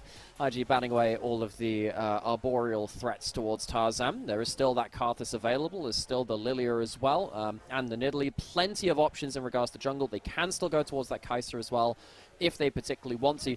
I'm quite interested to see what IG go towards. I mean, yes, they've been... suppose it's the aggressive bot laners which have been banned away from Arn, so they can't take over that laning phase, which could give Light and Crisp the more ease of access to play something like a Kai'Sa when it's not against the Kalista or the Draven. Kai'Sa, a pick as well that does particularly well into the Ziggs later on in the game. You can find those all-ins if you're 1v1 in the bottom side, you land your W, but also you just outrange the Ziggs in terms of poke later on into the game. Could be an option for Light. Light's certainly a capable AD carry when it comes to picks like that. But we're going to go for the jungle first here. The brand does come on through anyway, and there's that Kai'Sa that you talked about. Make a lot of sense to lock that one in, but now you already have your magic damage. You're not locked into the Kai'Sa. You can go towards that if you want to give Light the assassination potential. The Ezreal, stronger in early game, stronger at quite a lot of the game right now than Kai'Sa, and also just much more easy to leave alone early into things. You can just keep poking out with your Q and keep farming. So either one is completely fine. To go towards that Ezreal will be more consistently long range. Now you can play towards rockets, and you can play towards the Ezreal to match range a little bit with the Ziggs, who of course has the longest range on the field right now. Vampire needs team fight engage. He will be the only engage. I have to say, it's going to be quite a difficult game for him, because when you are playing as the sole engage threat, which you are right now, and that's why YSKM gets some miracle flanks, all you have to do is pay attention to that Alistar. On the other side, because you have the Renekton with the point-and-click stun, and you have so much follow-up damage from everyone else, I feel like Weibo have the easier job of engaging. I guess it's a little bit harder on both sides, because there's no secondary teamfight engage from either side, but I still think that Weibo probably come away with just about an easier comp to play. It does feel like if everyone groups up, Rel, Renekton spinning around, Brandel in there with the two long-range carries blasting, it's a fairly easy team fight to play out, but that's a question of whether or not we actually get just a straight-up 5v5 team fight like that. LeBlanc in the mix, Ziggs and Graves all dashing around, throwing bombs in from range. Not necessarily going to be able to just get that front-to-back that you perhaps want for yourselves. Only time will tell. This is going to be an interesting one, because Weibo have yet to look consistent in a single series across the course of this year. Maybe this is their first time. Maybe this is their chance, as they are on the cusp of that upper group. But Invictus Gaming stand in their way, and Invictus Gaming will not want to go down without a fight, because again, if they win this series, they can make it to the upper group. They can prove everybody wrong. Nobody expected much from this roster at the start of the year. And yet, here they are, contending for a position in the upper group. This is their opportunity to shut down Weibo and show us all what they are made of.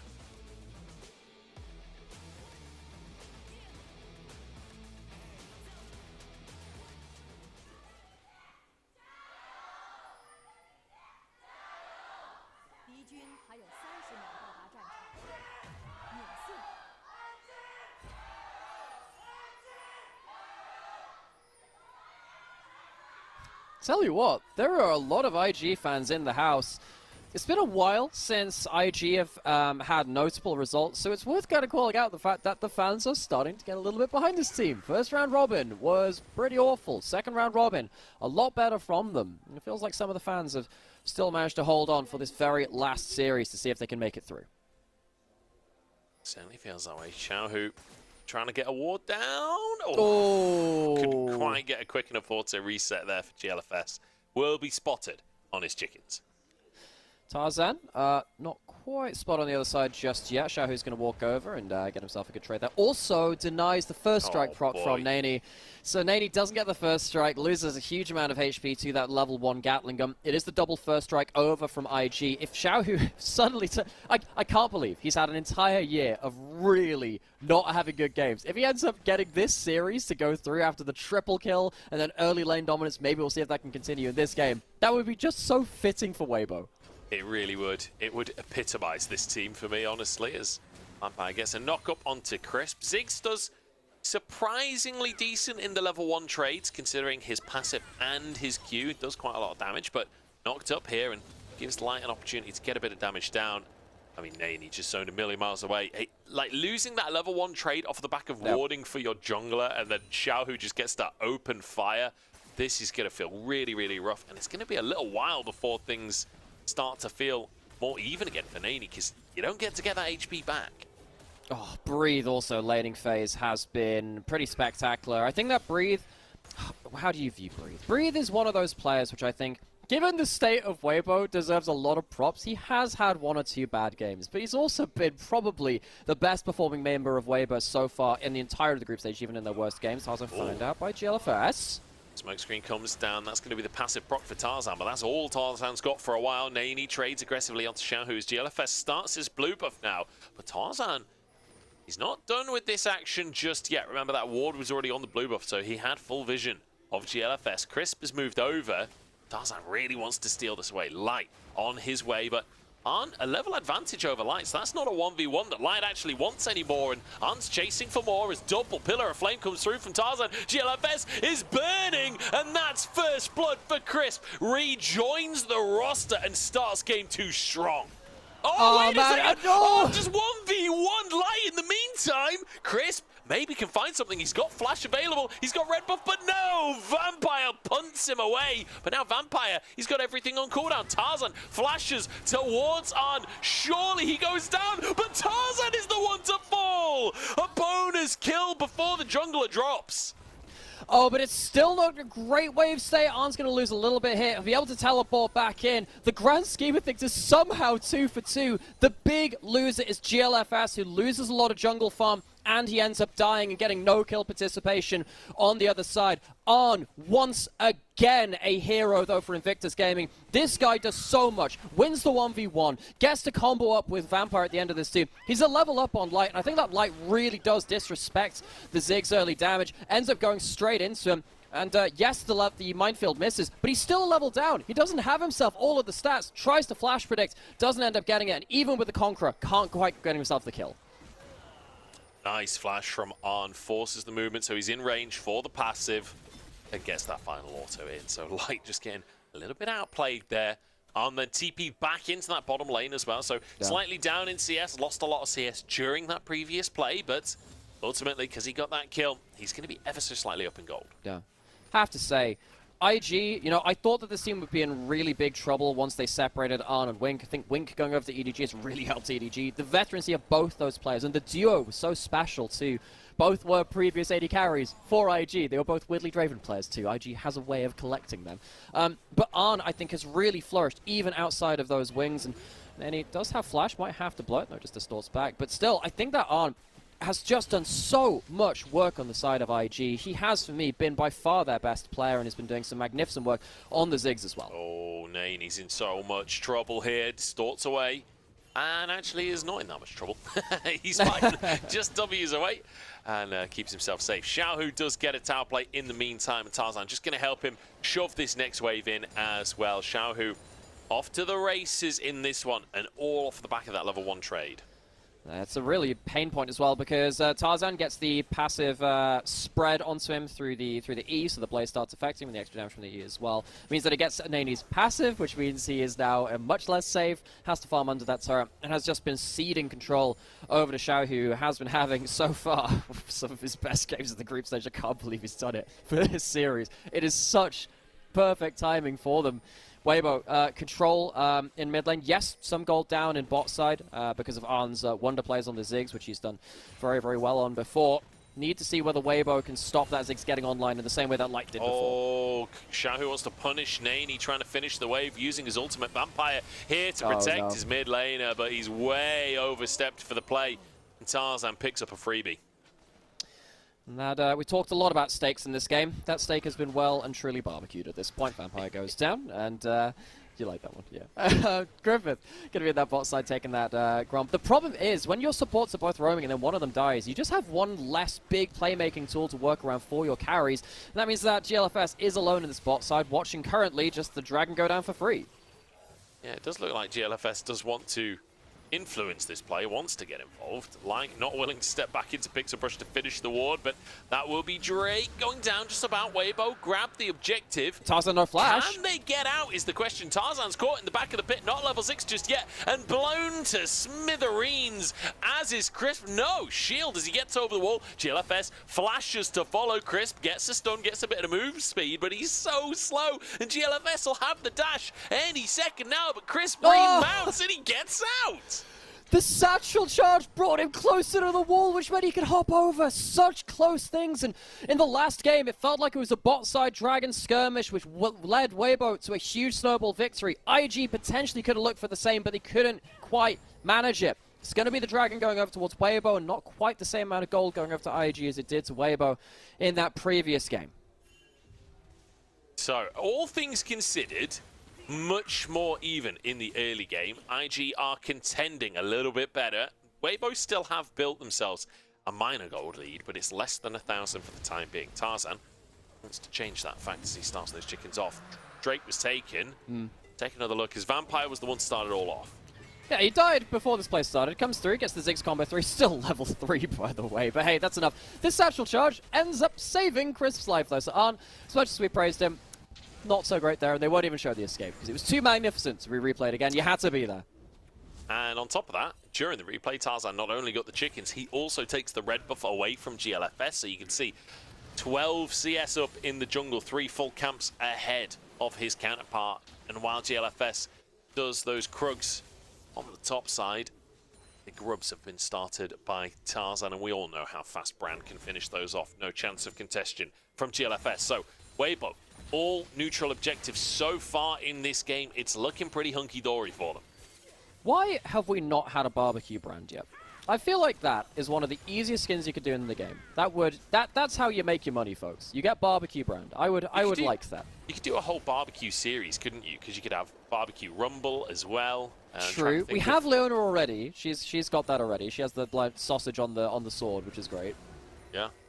I mean, it could be a spin-off from the pool party series, right? Where you've got the people, the dads all holding their beers around the barbecue talking about sports. Doesn't Gangplank already have that in his splash shot? I believe that pool party Gangplank already has that one as well. You know, I feel like this is great. I feel like we get to see, we let the league champions be happy for once. They get to have a day off from, murder and violence. They get to have a quick meal break. I appreciate that. I'm going to be honest, if I'm ever at a barbecue and it's a quick meal break, I'm no longer interested. Something's failed. Barbecue's got to last the whole afternoon. I'm not turning up to barbecue just for a quick little snack. I'm there for the day. Never invite me over for a barbecue if you want me to leave again. That's the moral of the story here. As aggressive trades at the top side. Breed doing really, really well in this 1v1 actually on the Renekton. Yeah, I mean, you expect Renekton to be dominant in the early lane. It's only a 10-15 CS lead as it stands right now, and it is only that one play. This is still within acceptable margins, but you need to make sure it doesn't get beyond this, because if Breathe gets to a point beyond this where he can be a huge mid-game threat at 1 to 2 items, then we start seeing the vintage Breathe 369 kind of Renekton performance where they just start popping people in mid-game. See if he can. Eclipse is finished off. That's a a scary moment in any Renekton matchup where suddenly he can dive in and chunk you to almost 0 HP. I don't know if he can quite 100 to 0 a Cassante necessarily, but certainly can start getting work done in the 1v1. We'll see if he can snowball from this point. Tarzan also on the Leandries already is making a meal of this game, isn't he? Almost 1,500 gold up at this point as Dominus in the top side. YSKM the target, all out to try and get to safety here. Breathe had already used the stun though, so YSKM will pull himself out of the play. Ult for ult on the top side, but Tarzan now wants a chance to get involved in the action. GLFS is on his way over, as is Vampire and Naney. I don't know if this is a dive the Weibo want to make, and I think they've realized this is not the play. It's just going to be Breathe looking for... Hey, that's nice. What you can do there is just tank up the Eclipse Shield, you take the first tower shot before it's heated up, and you get yourself a free trade, so that's nice from him. Gone for the Eclipse, of course, over something like that Black Cleaver Thirst. When you've got so much magic damage in your team, you care less about it. Does have the double AD carries, though, so it would be nice to get that if at all possible. We have ourselves some big movements around the map, moving up towards top for that play. Not quite managing to make anything out of it, though. And we're going to return elsewhere onto the map. Next big thing is coming up, Dragon. We've got the second grub spawning just beyond that point too. Arn's been doing well in this laning phase to chunk that out, but now people have moved away from top lane, and now YSKM is in danger. Yeah, we just repeat the play that we set up earlier. Nice flash from YSKM, but the Pyroclasm will still finish the job. The minions betray him in the top side. That's both summoners now down for him. As a wave crashes, Breathe is going to get probably 2 plates off the back of that. That's where this matchup breaks apart. We just said, hey, let's make sure that Breathe doesn't get that much further ahead. Okay, now that's a problem. He is that much further ahead now, and he's going for the bursty build. If he gets himself onto these squishier targets in the backline, they are going to absolutely disintegrate. And Tarzan, we talked about him at the start of the day being someone that's done really well on carries in the jungle for Weibo. It helps him with their team fight damage. He wasn't on that in game 1 and still walked away with an MVP. Now he has, 3-2-1 scoreline, 1.5k individual advantage against GLFS, or one of his best picks in that Graves as well. I think that Tarzan is completely ready to pop. That's the tower finished in the top side as well. So Breathe squeezing this advantage free for more. He's 2,000 gold up individually in that top lane. I'm really curious to see what's picked up on the recall. He upgrades his boots and gets a phage on top of it. That is a big old croc in the bot side. Gotta say, so I was reading some of the post-match comments about Breathe from the Anyone's Legend series last time as well, and there was a lot of negative sentiment towards Breathe. I have to say, though, he did really well at getting that individual advantage and carrying away from it. Couldn't win that game, but maybe this game could be different. I want to see, now with a huge advantage, Breathe start becoming that mid-game monstrous crocodile you can be at this kind of advantage. Chris has to be a little bit cautious at this point. Just hit level 6 there. Was level 5 against a level 10 Naney. That's not a combo that you can survive. And now level 6 has the Magnet Storm, but I mean, just kind of walks in and dies. Not ideal for the side of Weibo, but Tarzan, not to be deterred, keeps pushing forwards and nearly finishes off Vampire with the True Shot Barrage. Pyroclasm on cooldown at this point as Naney continues to trade, but I mean, at the end of the day, they've just kept on going. They lost their support and didn't even seem to notice. Tarzan continues to push further forwards as Naney now trades onto him. The collateral damage, the bomb dodge. Tarzan is totally unafraid.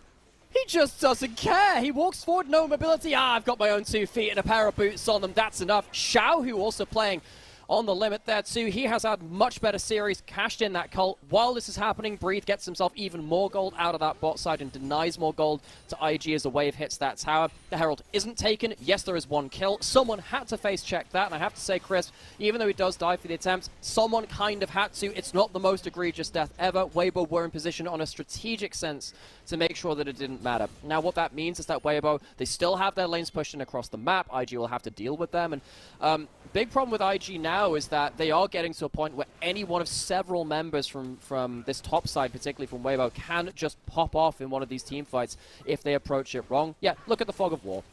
You see everyone around, he tries to dodge out in the minefield, just so happened that there's a LeBlanc on the side of it, but it stops the Herald going completely down, buys Tarzan a little bit of time to get a combo off because some of the combos are down from IG. Xiao, who comes over as well, and make sure that the Herald can't be finished. I think GLFS was literally about to smite that grub as they despawned for the Herald there. So yeah. IG only getting the singular grub off the back of the play. Breathe TP's into the mix, as does YSKM, and Breathe immediately flashes on top of Navy. Oh! He's ignited, and he'll be blasted with a rocket to finish the job. Herald at least for GLFS, but can he get away with his life? The Croc is taken down by the True Shot Barrage. True, very much the name on that one, as Light finds his mark again. Vampire falls, and Weibo find another fight.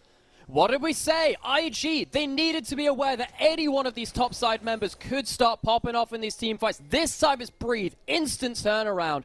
And IG can't fight after that initial burst comes round. They lose themselves the big fight, they lose themselves the Herald, and they're going to lose themselves again. Pressure across the map. They're still getting pushed in across each of these waves, and IG, in a do-or-die match for them, might have just fallen into the same mistake of not knowing when they shouldn't fight. They're not in position to fight at this point. You don't have the great ability to close down everyone. And Breathe, yes, he's a little bit in danger at the start of this, but he's still a level 11 Renekton with so much gold to his name. You can't just walk up to him like that. Bit of a blunder from Naney there, it has to be said, stepping up as the all-out at least capitalizes on one, but True Shot Barrage, beautifully done alongside, I believe that was a rocket from Xiaohu alongside it to just finish the job, and then Xiaohu cleans up on Vampire too. So really, really nice fight from Weibo, and crucially, Xiaohu picking up 2 of those kills means he's getting even closer towards 2 items at this point. He's 1,000 gold up individually. It's a 3,000 gold lead up top for Breathe, as well as Tarzan being 2k up. And I have to now ask the question, have Weibo just been hustling us this entire time? Like, were they actually a good team after all? And I was asking just that turned it on. I was asking that all of last year too. I still don't know the answer. We've watched so many of their games. Breathe, it doesn't have flash, does have ult, probably still dead. What is Vampire doing with that headbutt though? Oh no, oh, no Vampire, way. no! Vampire has just given Breathe a breath of life here as Naney jumps in. Oh my god, that was a little bit scary, wasn't it? Nearly got one shot. Oh, Vampire, that's some blushes spared there by IG, but it still means that they are delayed in responding to the rest of the map. They're slow to get to this turret, which means that some damage goes down there. It means that because they've committed a lot towards bot side, and then they go back to those lanes, they can't defend the Dragon. IG, they try and attack this insanely fed Renekton, and yes, they do get the kill, that's important, but it is at the cost of tempo. They are going to turn up to the Dragon in time at least. Dragon resets. Health bar's fairly chunked for Weibo here. Breathe not up for another few seconds, and he doesn't have TP, so this is a man advantage for IG. Weibo, I think the wise play would be to concede here. No TP, remember. Breathe can't be a part of the play, but Weibo still want to take the fight anyway. They're 5,000 gold up, and Xiaohu's just 1v1ing Naney on the top side of the play. IG, though, in the pit. Vampire finds an engage. Light gets out, but Tarzan is down, and Naney got the kill. Huge for them as Xiaohu now on the wrong side of the play, as is Crisp. Breathe has arrived on the seed, and they're still going. Crisp just finds no one and dies. I take it all back, they were not hustling. Weibo are not the ones. Xiaohu gets his TP off and gets out of dodge, but I mean, what was that sequence of play? I have no idea. Vampire makes up a little bit for his play in that bot side. Great engage onto the carries of Weibo. Tarzan goes down, and he can't be the team fight difference maker. You called out that Breathe didn't have the teleport before that fight as well, so IG managed to find a window of timing to force Weibo back. Going to go right back to the start of this play. Crisp is looking for an engage. He should realistically just be stood trying to play blocker for his carries, I feel like here. Bit of a mistake from him, and then this is just... I don't know, Crisp. He gets subbed out for one series. He comes back. Good first game, and I suppose maybe just thinks he can get on top of Arn. If he can catch him, maybe something can happen, but it's really hard to get through the Alistair as the Renekton to follow up on that damage. Xiaohu also lucky to get out, but at least he does and can't finish off that kill. Yeah. At least he'll be able to push out the top wave. I mean, like, you've been criticizing IG for not necessarily knowing when to team fight. I feel like we're both just falling into the same category, honestly. Point. Like, yeah. Why on earth are we 4v5ing this? That's a really good point. Now, it would be okay if Tarzan could get his full combo on someone, but as soon as he's gone, that holds for... I mean, and he might just get comboed on here again, but he's lucky to get out there. Chris, he might be in danger now.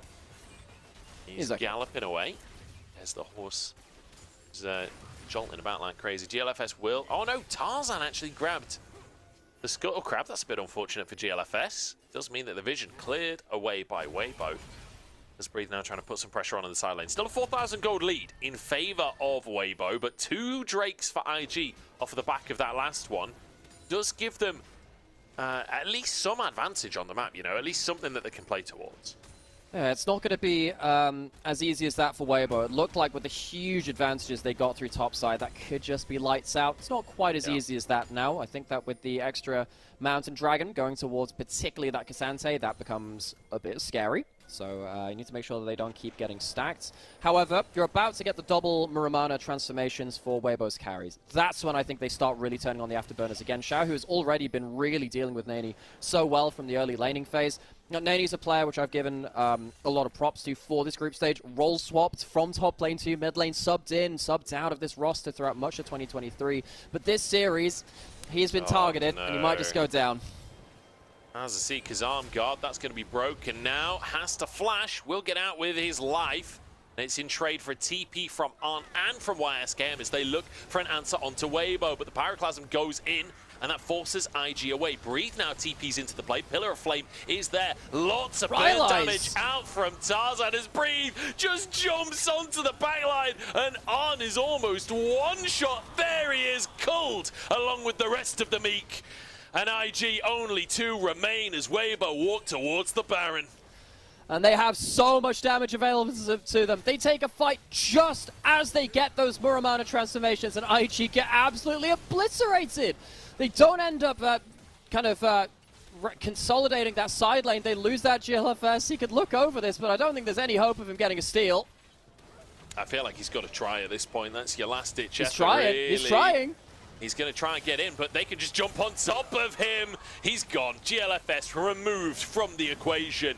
Baron taken. Weibo, one mistake from IG, just break this game open. I think Weibo played around their power spikes magnificently in this fight. Nani, he thinks that with a ward or two and a teammate or two on his side of the map, he's safe, but they're not in time to get there in time. Vampire's too far away. He's not able to do much, and it means that the teleports have to come in on the other side. They double teleport, but it's just Xiao who transforms his Manamune into the Muramana. He gets so much damage. And then Tarzan, look at the Rylai's and the Leandri's burning down here. This is the power spike of the brand. You can't escape this now, which means you have to go, and it feels bad for Vampire and for YSKM, but it can't do much. And Breeze is the end of his power spike too. How powerful is he at 2 items? That Renekton gets huge value too. Fantastic stuff from Breathe. Crisp manages to miss another crash down, or I guess Nani dodged it, to be fair to him, and it's going to be a kill for Breathe. And now with Baron and a bonus pick onto Nani, it has to be said, Nani, this is one of the worst games we've seen from him this split, to be honest. He's consistently been out of position on this LeBlanc. And it's a sad way for this group stage to end for IG. There was some real high highs for them, but Weibo looked like categorically the better team here. Crisp perhaps caught out as the Pyroclasm goes on through all out, actually brings Crisp towards his teammates, and he gets out with his life. The burn's going through. Xiao who dives into the base. Next on the chopping block, and it's an ace in the base. Weibo are looking the best they've done all summer so far, and IG have just been blown away to the wind. The team which we thought was on the up and up comes up against the consistently inconsistent giants of the LPL. And Weibo, with that kind of advantage, they should be able to, with a 10,000 gold lead, be able to roll over Invictus Gaming and ride that wave into a upper Group A finish from group stage. I think a lot of people home are furious with this potential result, with how Weibo have looked during this group stage. But today, on the final day, when it matters the most, it feels like they have stepped up. It feels like Tarzan's had a fantastic day. It feels like Breathe on this Renekton is having a bit of a statement game. Had one kind of awkward death earlier, but aside from that, looking good. Light great on the Ezreal. Xiao who really putting pressure onto Nani in that mid lane. Feels like a changed team today, and let's just hope that, you know, assuming that they do make it into that upper group, let's just hope they can keep this kind of performance up. I know better than to trust Weibo, but hey, we'll keep it there all the same. Teleported onto the wave towards topside, only 20 seconds left of that Baron buff. It's likely just to be that one inhib and out. Vampire goes in, but the combo dodged away from slickly by Light. Xiao who just pressuring in the mid lane in the meantime. nearly finishes that tower off. Super's starting to stack up in the bottom side as Naney. He doesn't get to play the game. He does not even get a look in on this one. Back to Fountain he goes as Weibo pressure all 3 lanes. The Super minions are now crashing with the Nexus tower. Somebody's got to deal with that. It's not like anyone on this composition is even particularly good at dealing with Super minions. As now the mid lane in Hip Tower goes down, as does GLFS's HP bar. Vampire forced away. I mean, Weibo, there's just no way they can be fought. It's a wallet diff right now. The bomb from Arn will send them away, but that's 2 inhibs. Yeah, the damage is done. Yeah, sure, you stop them from ending the game. That's nice. That is, in fairness, a positive. But you don't end up gaining anything from this. You're still bleeding out gold. You can see that Vampire. We called this from the draft. It's really hard to be the sole engaged threat because all people have to do is just watch for you. There is no real threat on the rest of this team. It means that Light always gets to walk away completely fine.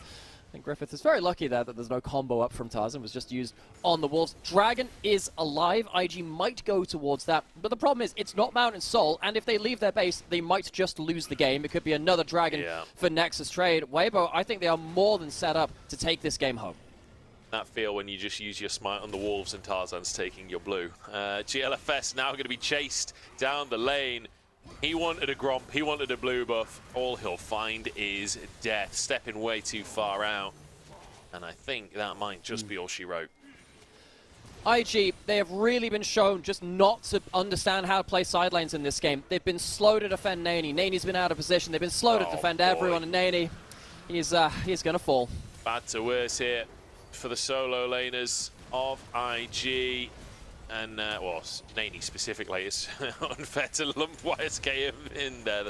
He's 5.5k down! I mean, yeah, he's not had a great game.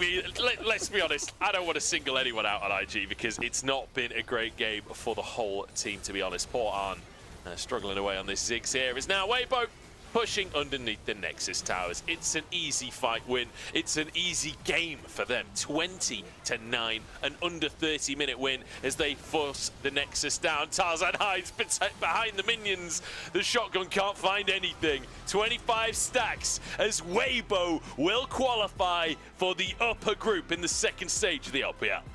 I cannot believe we saw this Weibo again. I cannot believe this keeps happening.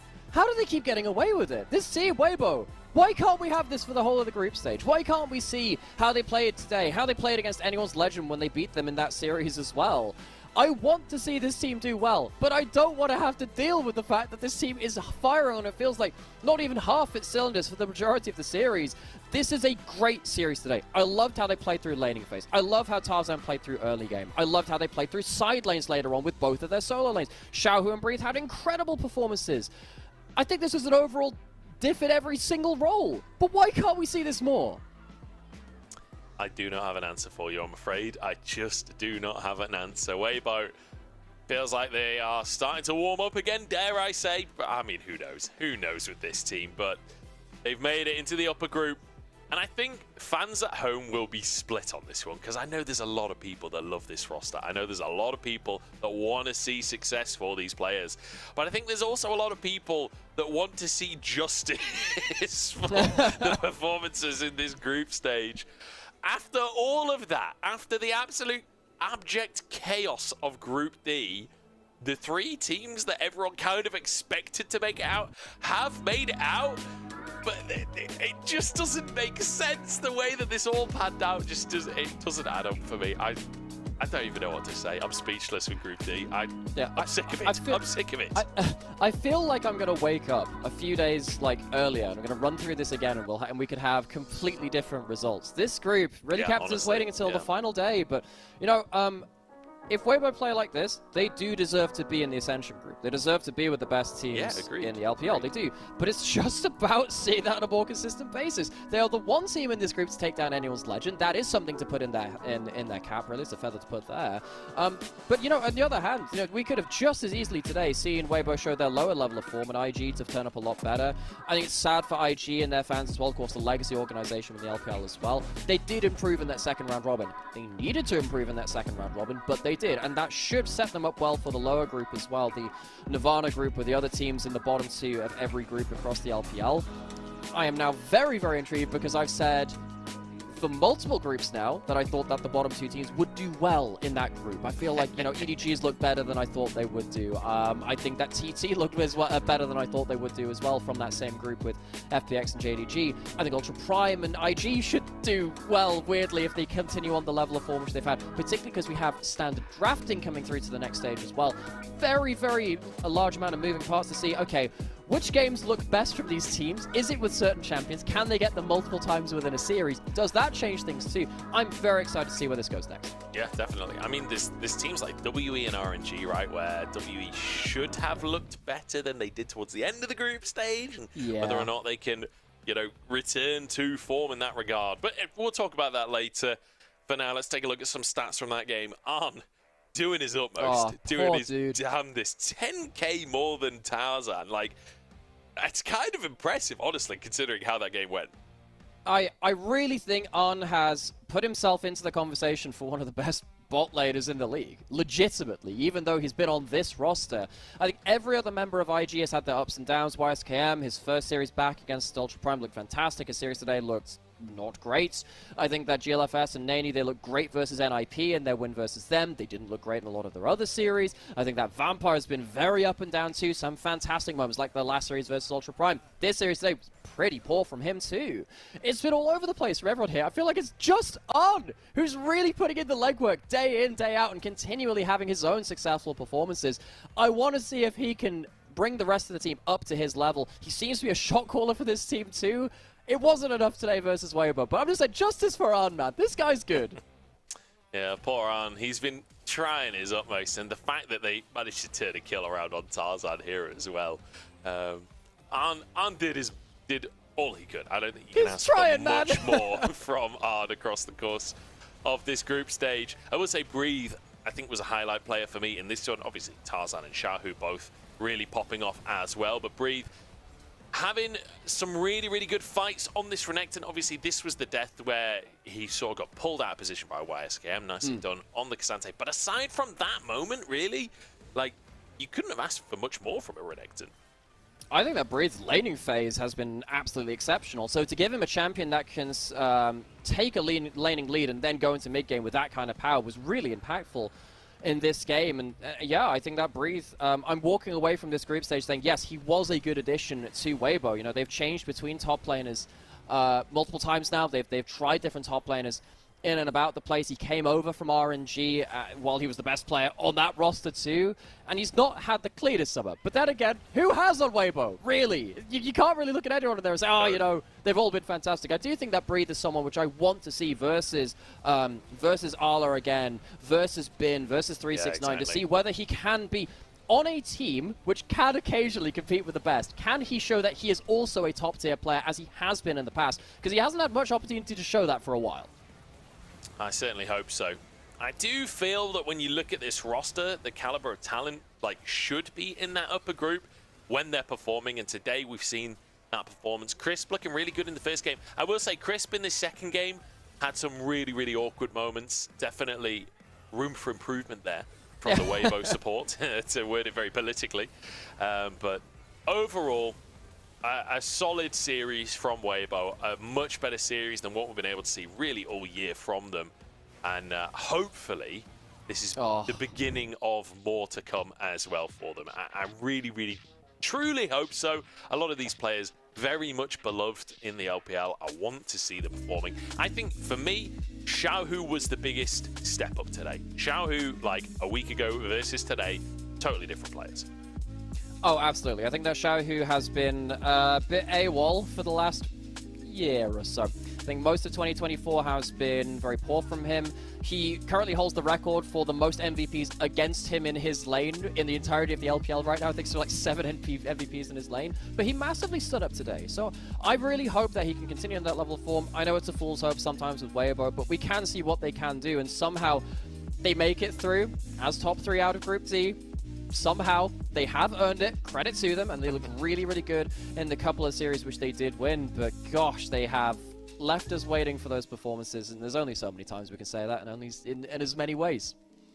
Yeah, there certainly is. As we round out, I can't believe how fast today went. I really expected today to be 6 series here, but it's going to be Tarzan that grabs himself the MVP as we round out that final series. I think rightly so, to be honest, on this brand. He really was the driving force and really just had no fear. So many of those clips, Tarzan was like outnumbered and still stepping forwards and getting away with it.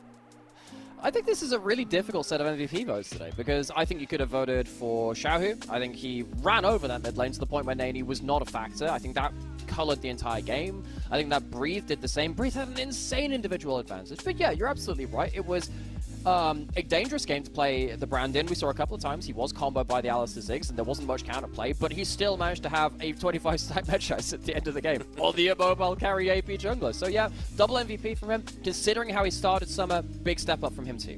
It certainly was. Let's take a look at the results as we round out today, and we have finished off our final series in this first stage, our final Fearless Drafts as well. NIP 2-0 over Ultra Prime, Weibo 2-0 over IG, and fairly clean series from both of the would-be favorite teams. And, you know, it's not been a clean group stage from either of them, really, but finishing strong at very least. And now we have our full roster of teams into our next stage. We know who's going to the upper group, who's going to the lower group. This is going to be a very, very different style of tournament from this point. Top versus top teams, bottom versus bottom teams. We get similar caliber matchups, which should mean hopefully it's close, hopefully it's scrappy, and hopefully we get to see what we love from the LPL.